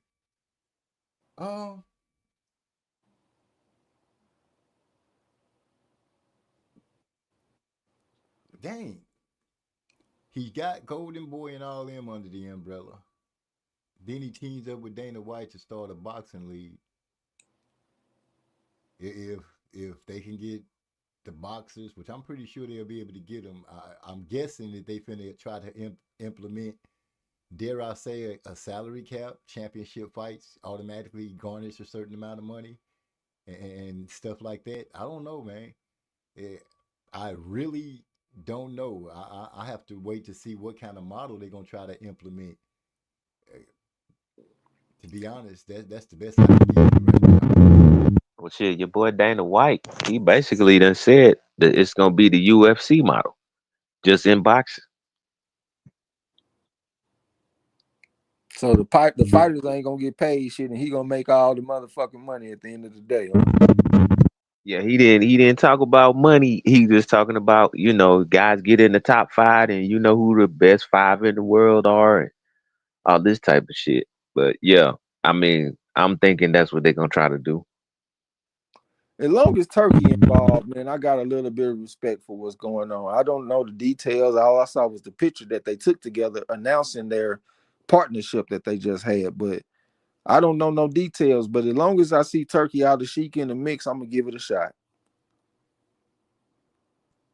Yeah, that's the only thing that, give it some hope, really. Yep, because imagine if it was that fight by itself, man, you ain't trying to hurt nothing. But he up there with Turkey, so you give him a shot. Yeah, because he already done tried that Zuffa boxing shit, which was supposed to be a knockoff of the UFC for boxing. But with Turkey, I'm interested in why Turkey would want to be involved. So let's see. Yeah, that too. That did cross my mind. Like, nigga, you don't even need Dana White for what? You already doing big things, but maybe he knows something we don't know, man. So let's see how it go. I ain't gonna never complain about a new platform for more fights, though. Okay, that's really what it boils down to. We're gonna have more fights coming. So shit, that's always a good thing. I'm gonna just throw something out there. Could it be that Turkey looking at the fact that if he can get Dana White, some part of them up under his umbrella, the fighting competition on days can slim down where you don't have the competition when you're putting the fights up, and vice versa for the UFC. Could that also play a part in it? I guess I'm it saying could. Turkey making some good moves business wise, and if I was trying to make moves business wise, because it would look like a very hostile takeover to just go and try to overrun the UFC, who's been established and around for a good minute. People, they got a great fan base.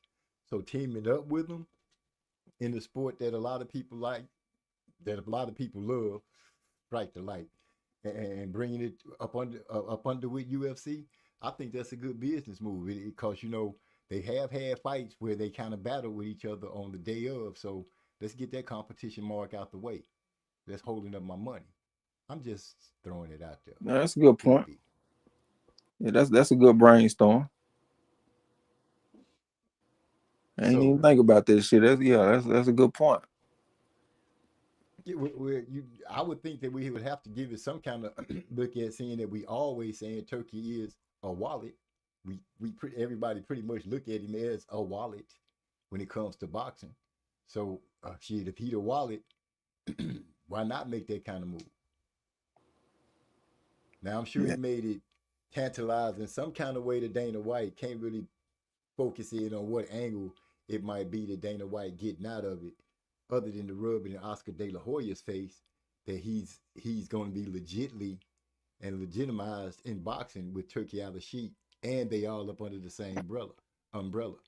Because you're looking at deals that's made with PBC, deals that's made with Top Rank, Matchroom.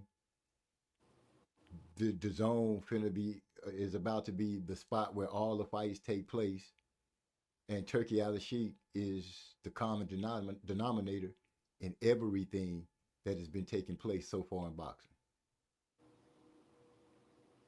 Yeah, I'm with you all day. I want to see what takes place, but like I said, I can't really give an idea on it fully until I get some more variables of what's really going on. I want to see what's going to be unleashed for Dana White and the UFC. That's the part that I want to see to get uncovered, more than what I want to see as far as what's going to happen with boxing. I want to see how much of the time is going to be allotted for UFC, and if any way is it going to cross over into what boxing is doing. I'm not a fan of that. I don't want to see them cross over and start doing anything like that. I'd rather see them stay apart from each other. Yeah, I'm with you. Okay, so let me see. Elif Nur Thuran was the woman who won by KO weekend. My bad, laughing out loud. My bad if I just screwed her name up like that. I don't even know what the fuck that is. That's what Hip Hop #1 was talking about when he was speaking about the Chinese. I mean, not the Chinese lady, the Brazilian lady and the Irish lady, and he wasn't remembering their names, and he pulled them up out of nowhere. Yeah. Okay. Yeah, I ain't never heard of them. When I seen him fight Conor Walker, Fat Crocker, I knew Donovan gonna put it on him. Donovan went out there and hit. Yeah, that's his name, Lewis Crocker or some shit like that. Yeah, he ain't got nothing. I had pulled up a little film of him. I normally don't like to watch film because I be fucking my own self up when I be watching film. But when I looked at Crocker, I said, this dude ain't got nothing. He looked like he been boxing for a month or something. Like the shit he doing, anybody can do that. Anybody could put their gloves on the side of their fucking head and walk to you leading with their head. What's special about that?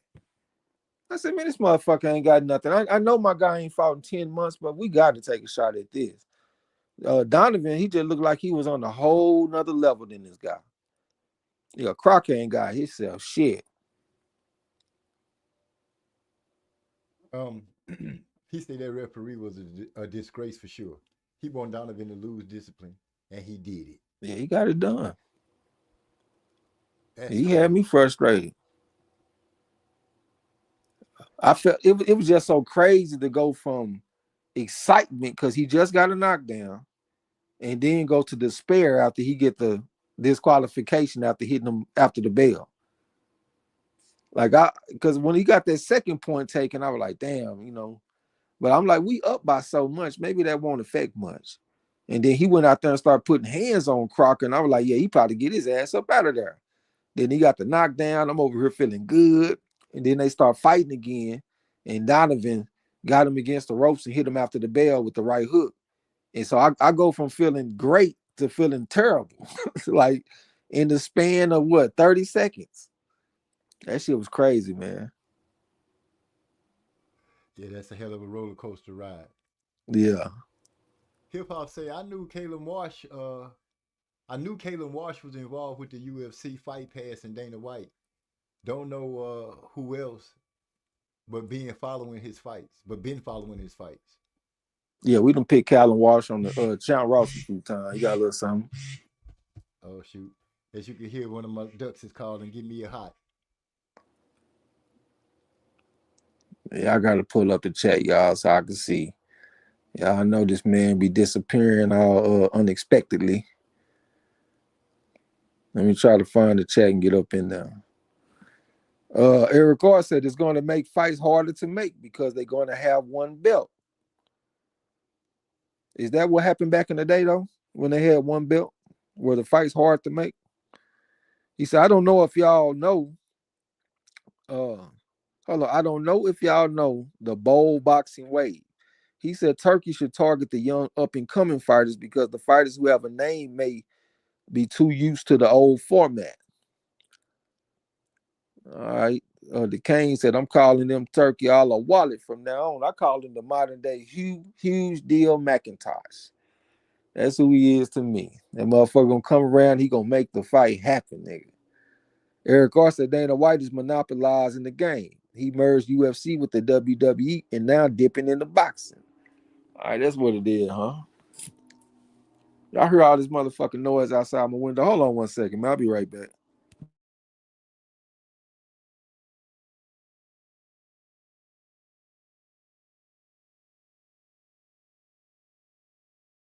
That shit sounded like a goddamn UFO alien invasion outside my window.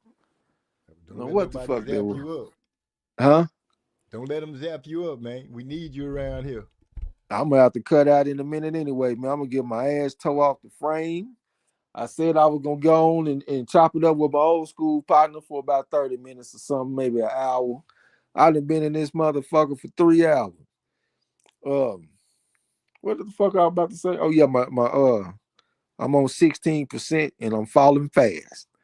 So I ain't gonna be able to hang around too much longer, man. I'm gonna get my ass whooped as it is already. I'm sorry to be a part of that. No, that's all good, man. I knew what time it was. I've been over here clock watching. I feel you. So you read this gonna make the fights harder to make. Why would they think that it would make the fights harder? He said because he got one belt. But I was thinking about the back in the golden age of boxing, the 20s and the 30s and shit like that, when they had one belt for the most part, even though, they would have like the belt and they had the NSAC belt and all that kind of shit. But for the most part, it'd be one belt and they was making fights. I didn't think it was a deterrent for making fights. Well, if they use the UFC model with the belt thing, you would get the champions fighting. I wouldn't see it being a harder fight to make if they put one champion in every division again and let the so-called best fighters fight up to the champion. I think that would be a hell of a great thing. I don't see it being hard to make the fight because either if if everybody's under the same umbrella, under the same rules, either make the fight or get passed over. That might be the situation that'll start popping up where where that name that people throw around so easily of being a duck. Shoot, with that, it'll stick a lot better because if a fight is given to you and you pass it up, Dana White and them not ashamed about telling you that somebody passed up a fight.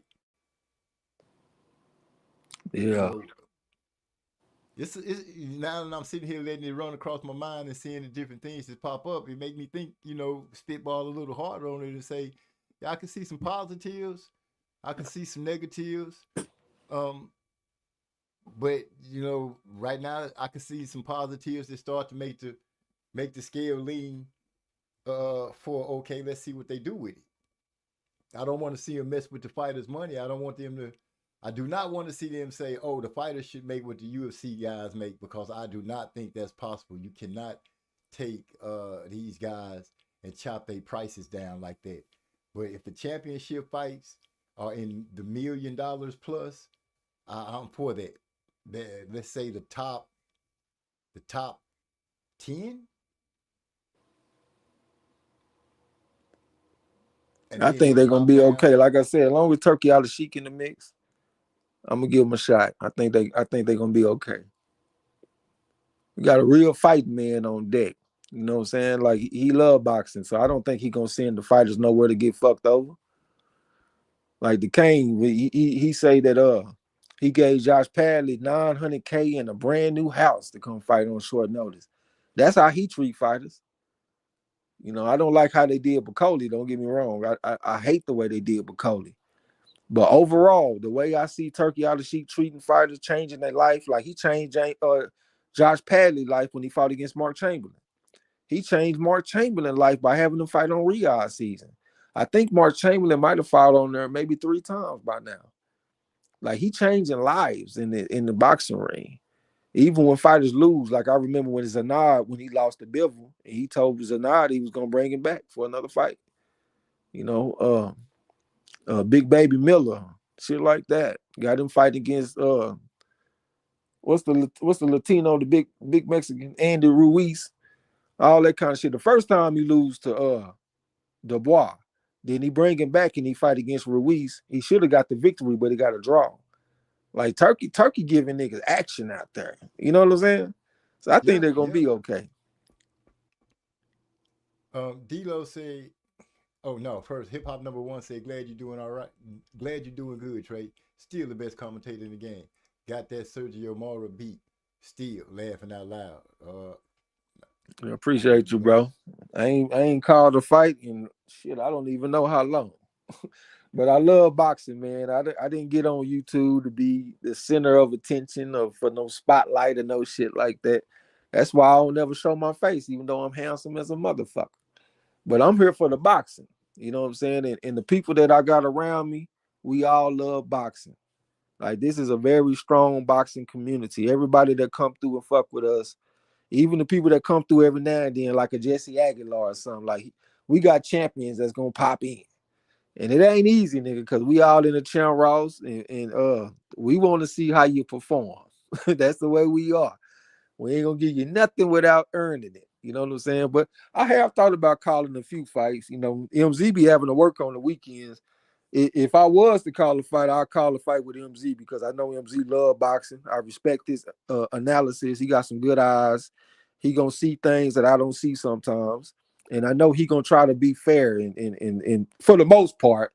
It might be a few motherfuckers, he might be a little biased, but overall, he gonna try to be fair. So I have thought about, if MZ got some time, we might call a fight or something like that. Sure, you just let me know which fight it is. I'll make it happen. Yeah, Trey wanted to call McKenna versus Sandy Ryan. Hey, that wouldn't be a bad fight because the rounds be a lot shorter with the women, and that should be moving like real fast. So if you was to get back in the mix and get your feet wet, a women's fight would not be a bad place to start. What day that fight on? What day? Who time? Who time zone? That's what I need to know. I think they fight Friday, if I ain't Afternoon? mistaken.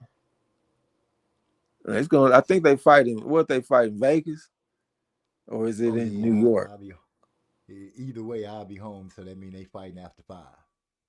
Yeah, it's gonna be something like that. Shoot, well, shoot, you can set it up when you call me. You know, I'll put you in. You do it now. Yeah, if I can, I'll let you know. Well, all right. I'm with that. I'm with that. What the You gonna Kane say about to say? Now I said they fight in Vegas on the 29th on Oh, Saturday. the 29th. Oh, why the fuck am I thinking to fight this weekend? Well, I'm dumb as a motherfucker. I think that's Caroline Dubois and them this weekend, right? Yeah, it's a gang of women's fights this weekend. I thought Sandy Ryan and Michaela Mayer was in there. Yeah, they got that card is all women. That Caroline Dubois and whoever Chloe else on that card. Watson. Natasha. Yep, and Lauren Price. Yeah, I can't miss that fight. Yeah, it's gonna be good. Almond Brown say, "Okay, handsome," laughing out loud. I ain't even know she was still in here lurking. Yeah, sis be holding us down in the background. Let somebody come in here go sideways. She gonna clunk him with that wrench real quick. Yeah. Where you was at in the chat? Behind, up here on the top where it say dealer, the multiple belts allow for guys to avoid each other while becoming champs and afterwards. Yeah, D-Lo, I agree with you on that. I'm if they squeeze it down to one belt and everything, I'm good with it. And I see Eric R saying fighters who have signed up long term for the model to work. No, that's not what he was saying. You skipped hip hop #1 comment, didn't you? Did I? You talk about Bacoli. Oh shoot, I did. Let me find that. Okay, you did the Turkey Al-Rashid, the Rothstein. Glad you're doing good, Trey. Multiple belts. Dana. No, I haven't got to Bacoli yet. It's up under Eric Cars. He say, it's not so much one belt being the problem.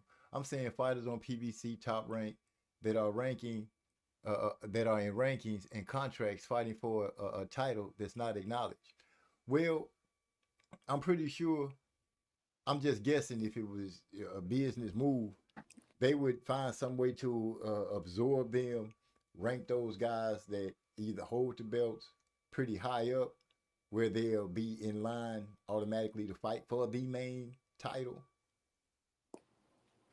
and have them in the group. Like I said, title fights warrant a certain amount of money, at least in the millions, and I think everybody will be good with that. Yeah, I'm with you.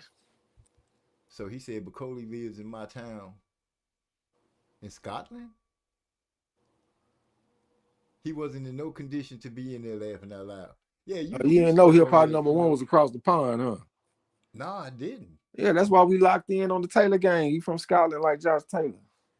But yeah, we was pissed off about Bacoli, man. We was angry about that shit. That man was 330 pounds. He normally fight in the 280s, maybe 290s. He had a fight that was scheduled to fight FL Jog, but we thought they just sold him out for a check. We were mad at his manager. After the fight, Bacoli said that he was pressured into taking the fight. He said he really didn't want to take it, but he was pressured into taking the fight. I thought that was fucked up how they did that, man. All day long, they just erased his boogeyman status in for a check. So yeah, we were pissed off about that. And took him out to run-ins to get for a chance at a title. Yeah. Ain't nobody trying to hear no title shot for him now. No. All money ain't good money, huh? No, that's right. Everything that glitter ain't gold. Yeah. Say fighters would have to sign up long term for the model to work, I'm thinking. Well, Eric, if you look at it, they wouldn't say have to sign up. I would think they would have to sign up long term if the fights are set up in such a way where you're moving up the rankings. Say the politics are out the way and you actually set up 10 to #1, and you fighting everything that come in front of you, and you moving up the rankings as so prescribed. And say guys ahead of you are fighting, losing. You know, you move up. You know, they moving down, you moving up to help you skip and things like that. A long-term contract, I don't think would be necessary. Maybe 4 or 5 years. That's pretty much, I'm guessing, what they all signing anyway. 4 or 5 years, and you in the top 10. That's plenty enough time to get you moved up into championship form. And let's also guess, is it possible that these guys might start fighting a little more often than once a year? That this model could also promote that. You know, if you know that if you fight out of the $100,000 mark, and I'm just guessing on a beautiful way, out of the $100,000 mark into the $1 million mark, and you know every fight after that is guaranteed these millions, you're gonna want to fight a little more often. You ain't got to haggle about how much you're supposed to get or anything like that. It's already set and set up for you to make what you're supposed to make. So you move up a level, you make more money. You want to be champion, then you fight and get yourself there. I think it's a possibility that they don't have to sign long term. They can get it done. It should cause a breakout of people wanting to fight more often. The Keyshawn Davises and fighters like that, they claim they say they want to be the champions and be on the top. These are the guys that I'm looking at. It could possibly feed, and we could start looking up saying, man, we got one champion. These dudes fighting. Look who trying to come up and make a run at the belt, instead of saying, oh, he missed a good fight, or we missed another good fight. I'm thinking this might be the closest move to make for us to get the fights that we always wanted. The best fighting the best. Shit, we already getting that though. But imagine it being set up that you know every time they step into the ring, you know that this is, dare I say, a fight that you like, who can win? Yeah, I feel you. I just don't be wanting to get to the point where only the top 10 fighters matter. The other fighters don't mean shit. That's just the one place that I don't want to get to. And that's one thing that I actually like about the current model that we have. I know it's not perfect, but all the fighters are relevant to a certain degree. It's not just about the top 10 or the top 15. If a motherfucker ranked number 30, you can find some value in him. Well, if that would be the case, that would just help me say I would squeeze the pot down to the top 5. Top 5 getting to the millions and so forth. You know, I would make it not to where it would exclude anybody from being considered, but I would make it where everybody would feel fairly compensated for the work that they put in, and they would feel good about if they're being able to move up or not. You know what I'm saying? It's almost automatic. You put in the work, you do move up. If that's truly the model that they would try to enforce, which I would be like, that would be the greatest thing ever. If they actually get to move up as it's warranted. Yeah. Whether people know their name or not. Yeah, I got you. So okay, he said, yeah, great community, enjoying the conversation. I'm glad you liking it, man. Feel free to come back as much as possible. As much as possible. Yeah, for sure. I was behind in the live. That's what Sis said. She said she was behind, so she probably was listening 5-10 minutes behind us. Everybody speaking, but she said she been here the whole time. She ain't been here. I ain't seen you in a while. Where you been? I was like, man, my baby don't even fuck with me no more. She done went to New York for her birthday. She out there making snow angels and shit. She in the real snow. I ain't never been to New York, man. Shit, the heaviest snow I done seen. I saw some heavy snow back in 2021 though, when all that cold weather came down here in Texas and we had all that snow and shit. Yeah. That was wild. But where she was, like looking at the sky, it looked like some square business, cold snow weather. So she went up there for her birthday, had some fun, playing in the snow and all that kind of shit. Went out there to see the sights and all that. I like, she done went to New York and she done got big on my ass. She don't even hit me up no more. She don't come through the channel and come say what's up to us no more. I'm like, damn, but she done came through today. She say she just can't stay away from her boy Trey X. Hey, we appreciate you coming through though, supporting the channel, supporting my OG. You already know. Forever and always grateful and appreciative. Hyphy said Turkey pressured Bacoli into taking the fight, robbed Adams. He be taking advantage of the black fighters. That's why Gervonta Tank Davis don't want to work with him. Leave it to Hyphy to be able to put a twist on everything.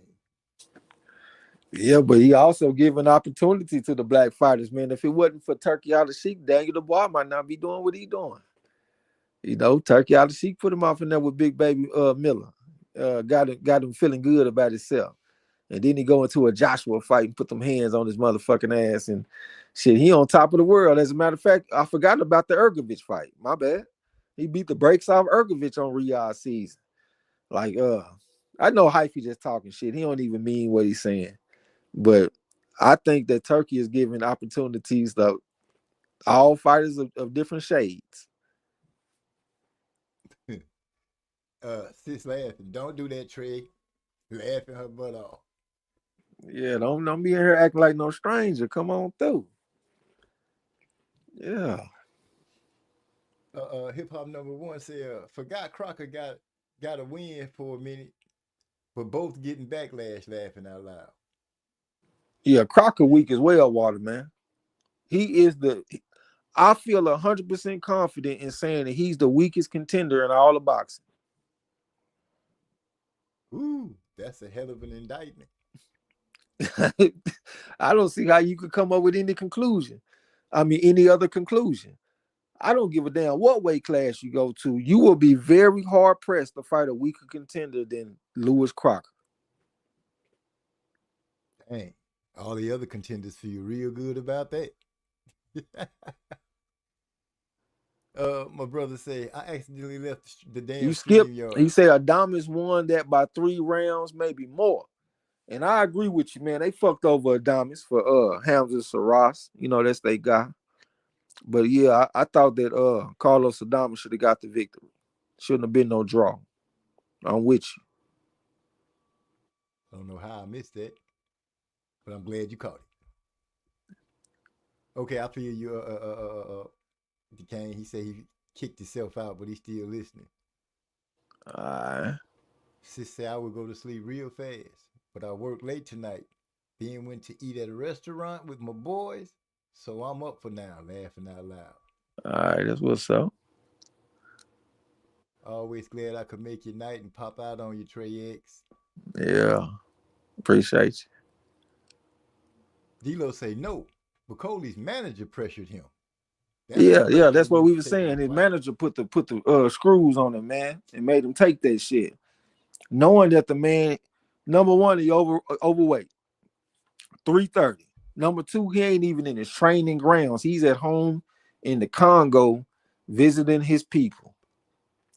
Number three, he don't get a private jet sent to him. He got to go to the airport and catch, planes and shit to get here. Like they fucked over that man. I feel bad for Bacoli. But at the end of the day, he a grown man, and he could have said no. He should have just put his foot down. And at the same time, you don't have to blow up in weight and get out of shape in between fights. He should have kept himself ready. Stay ready. You ain't got to get ready. That's like Josh Padley. Padley came ready. I know he got stopped in 9, but he came on short notice and he made weight. As a matter of fact, his last fight was at 140. This fight was at 135, and he still made weight. Because that's a man that takes his career seriously. He gonna stay in shape. He's doing CrossFit. That motherfucker run as much as he can, even though he had a career. And he also say he run as much as he can, even though he has a career. So he stayed ready. And I said last time, let this be a lesson to all fighters. If it's a Riyadh season card coming up, or maybe even any big card, and you got fighters that's fighting around your weight class, stay in shape. Because you never know when you're going to get the call. And you don't want to go out like Bacoli. If you're going to go out like Josh Padley, to where you lose the fight, but you still get respect from the fight game. Everybody bragging about you. Everybody cheering you on because you showed toughness and on short notice and you came and showed something. his stock rose after the fight. But Cody's stock dropped. That's a bad deal. You know, you speaking on that brings me to another good point that could come out of this Riyadh situation with Dana White, and that is if it's a great setup where these guys can move up for champion, to become champions and make these great purses, it'll start making people be in shape, taking a job like it is a job, because that would have it set up as a job where you can earn a certain paycheck, you do what you need to do, you become better, you move up the ladder, you get this money. So we can start seeing these guys showing up in great shape, probably moving themselves into the correct weight classes, and not sucking themselves down. You know, the more I sit here and think about it, the more waves of good ideas that I think could come out of it if they had the right mouthpieces and the brain power to get it on paper in the correct way where everybody will be satisfied. Yeah. Hip hop number one say Bacoli's trainer is also Crocker's. He deserves the criticism. Oh man, that motherfucker, they're trash. That's the trainer of Bacoli and Crocker. Well, I can't really complain about the trainer though. I was complaining about the manager for Bacoli. But the trainer for he doing a terrible job with Crocker because Crocker don't have nothing. At least Bacoli can fight. Like we all know Bacoli can fight. I ain't sure about Crocker. I don't think he can fight. Like I normally don't talk about fighters like that. I don't think he has nothing. Y'all might think I'm crazy. I think I can whoop that motherfucker. And I'm 100% serious about this shit. I can't see that man whooping me, man, coming with that shit the way he fight. I can't see it. He ain't got no special effects nowhere. He fight like a heavy bag. That's what he fight like. He fight like a heavy bag. He ain't got nothing. He just rock. Yeah, he has nothing, bro. He the weakest contender. I have never heard you. I've never heard you speak on the boxer like that. So he got to be suck. Yeah, he just a heavy bag, bro. Eric, I'll say Crocker don't leapfrog Rolly. What do you mean by that? Yeah, that's what I'm saying. Elaborate, Eric. He said he fight like a heavy bag. He finished. Yeah, he ain't got nothing. Just there to be hit. Yep, high guard leading with his head. He had a police escort in the referee this time, so that made him last a little longer. But if he get an impartial referee, his ass in trouble. I'm talking about he getting stopped. And if you're gonna fight like him, at least have a good chin. This nigga out here getting dropped and shit in the fight by a southpaw. You orthodox going against a southpaw, and it look like the lanes are wide open on your ass because you ain't got nothing. You leading with your head. You fight in a straight line. You don't throw a lot of punches. You don't have a jab. You don't have footwork. You don't have head movement. You ain't got nothing. I hate to disrespect the fighters, but that's just my analysis. You don't have nothing. This man say Croc moved above Rolly on the pound for trash list.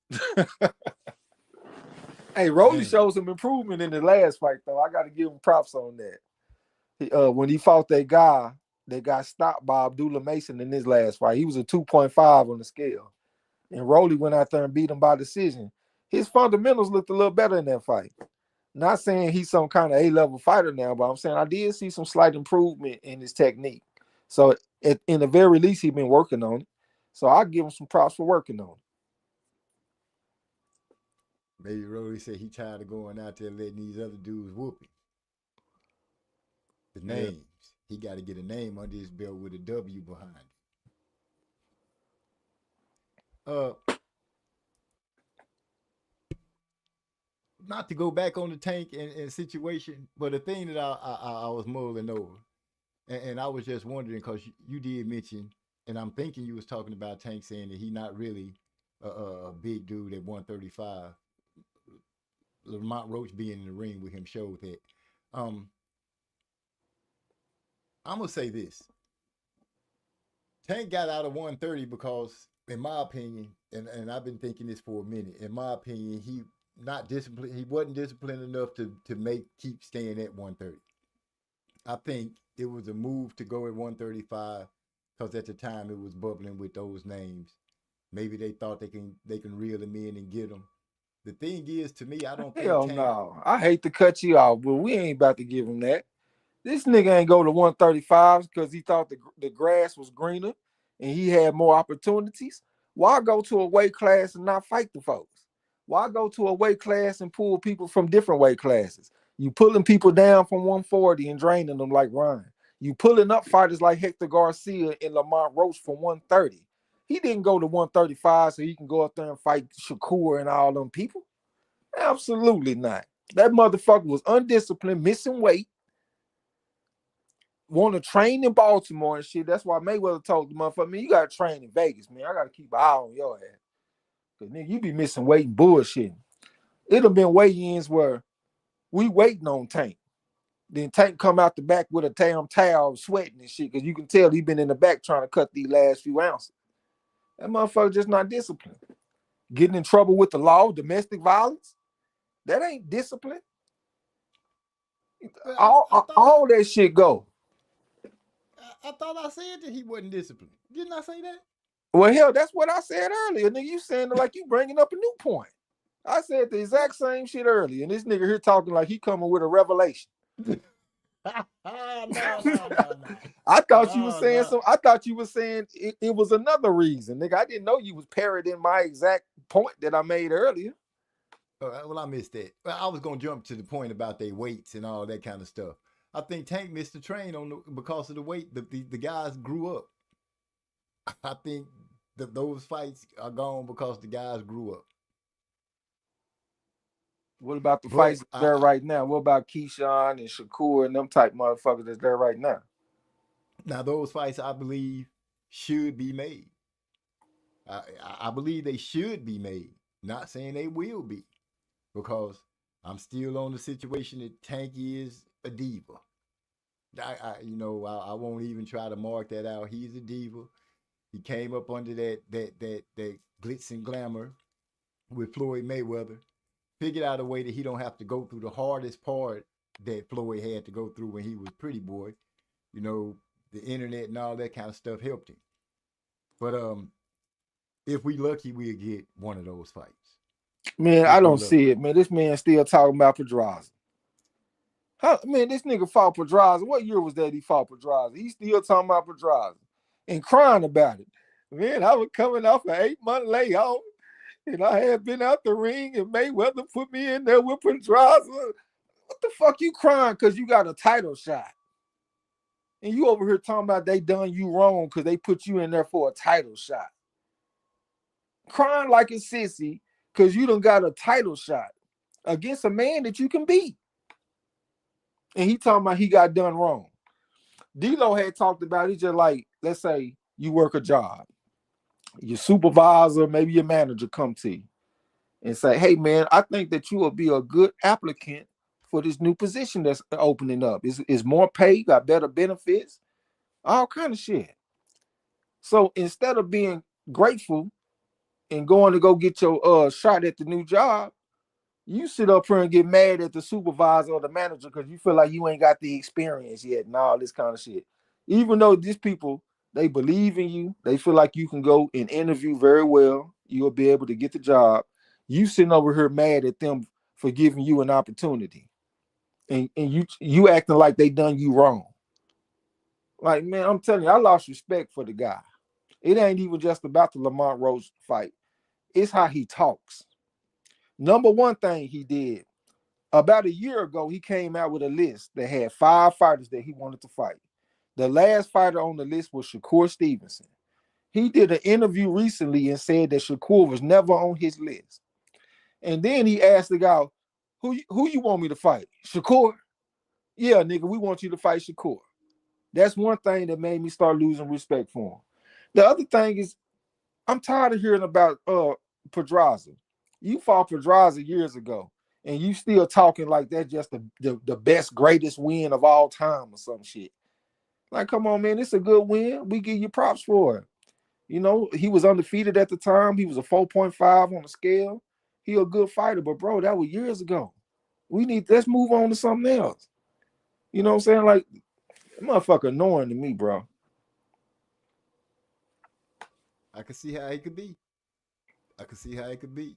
But, you know, I'm looking at how I think that he carrying himself and rolling. So that's why I say if we lucky, we'll get one of those fights. You more on the point that we probably won't get those fights. I can agree with you on that. I remember when that motherfucker said he had a big announcement and he had us all excited, and it was Mario Barrios. Like, man, this guy is a letdown ass fighter to me, man. I mean, don't get me wrong, his opponents are solid.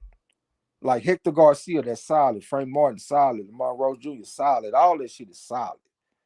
But when it comes to the top upper echelon of this shit, he ain't trying to go there.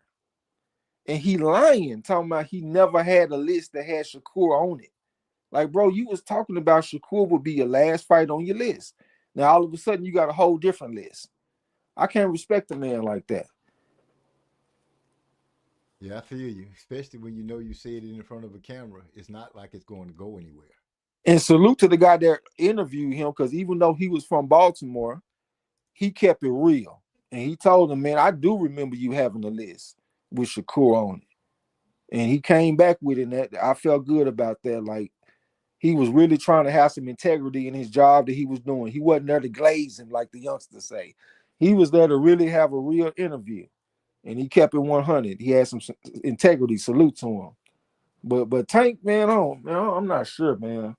Don't you know he's 30 now? Did you realize that Tank Davis is 30? Not until they actually started talking about it. I figured about 28. But yeah, 30 got, the young look got you thrown off, got people thrown off. I'm telling you, the way I'm looking at it, he moving himself like a diva. He gonna squeeze for the best, some money that he can get, and roll like that. If we get the big fight from him, I'm gonna be surprised. Who knows? He might break and go over there and work with Turkey now. Yeah, he got a blemish now, so he might get out there now since he got a little draw on his record. That's a blemish. Hopefully they change it to a loss. He might be willing to fight like a motherfucker then. But as long as he got that shiny record, he wasn't trying to risk that shit. He fighting Rolly on pay-per-view. Rolly Romero, a man that had 30 amateur fights. Well, actually, recently I saw he had 10 amateur fights. That's who you fighting on pay-per-view. You fight Ryan Garcia, you drain him down. Then put a rematch, rehydration clause on the motherfucker. Bringing up people from lower weight classes and shit. You're willing to go fight Barrios at 140, but you don't want to fight these other niggas at 140. Man, this shit done went on long enough. The only reason he been relevant all this time, because it ain't like he winning championships. It ain't like he unifying and fighting for undisputed. He just a straight up money fighter, entertaining type of fighter. It's not about legacy at all. This shit done been going on long enough, man. If he ain't trying to fight Shakur and Keyshawn and all the motherfuckers, I ain't trying to hear it. Oh, it look like we lost our brother. Who, me? Oh, it just dropped out, like your voice just disappeared. Oh, I had quit talking. I'm gonna have to jump out though. Shit, I'm down in the percents, man. I'm looking fucked up as far as my battery. Salute to Moody Treyweather. What's going down, bro? I'm about to go ahead and cut out, man. I'm hungry as a motherfucker. That's probably why I'm talking so aggressively, because I'm hangry in this motherfucker. I feel. But yeah, appreciate you letting me get on the panel though, man. Salute to everybody in the chat. Hip hop, come fuck with us, man. I've been telling you for a long time to come subscribe to my OG channel. You know what I'm saying? Y'all check the fights out this weekend. I ain't gonna talk y'all to death, man. I'll catch you on the next one. Salute. We appreciate our brother coming through and doing everything. But man, I'm about to call it. I gotta go get me some water. And yeah. Y'all take it easy. Peace.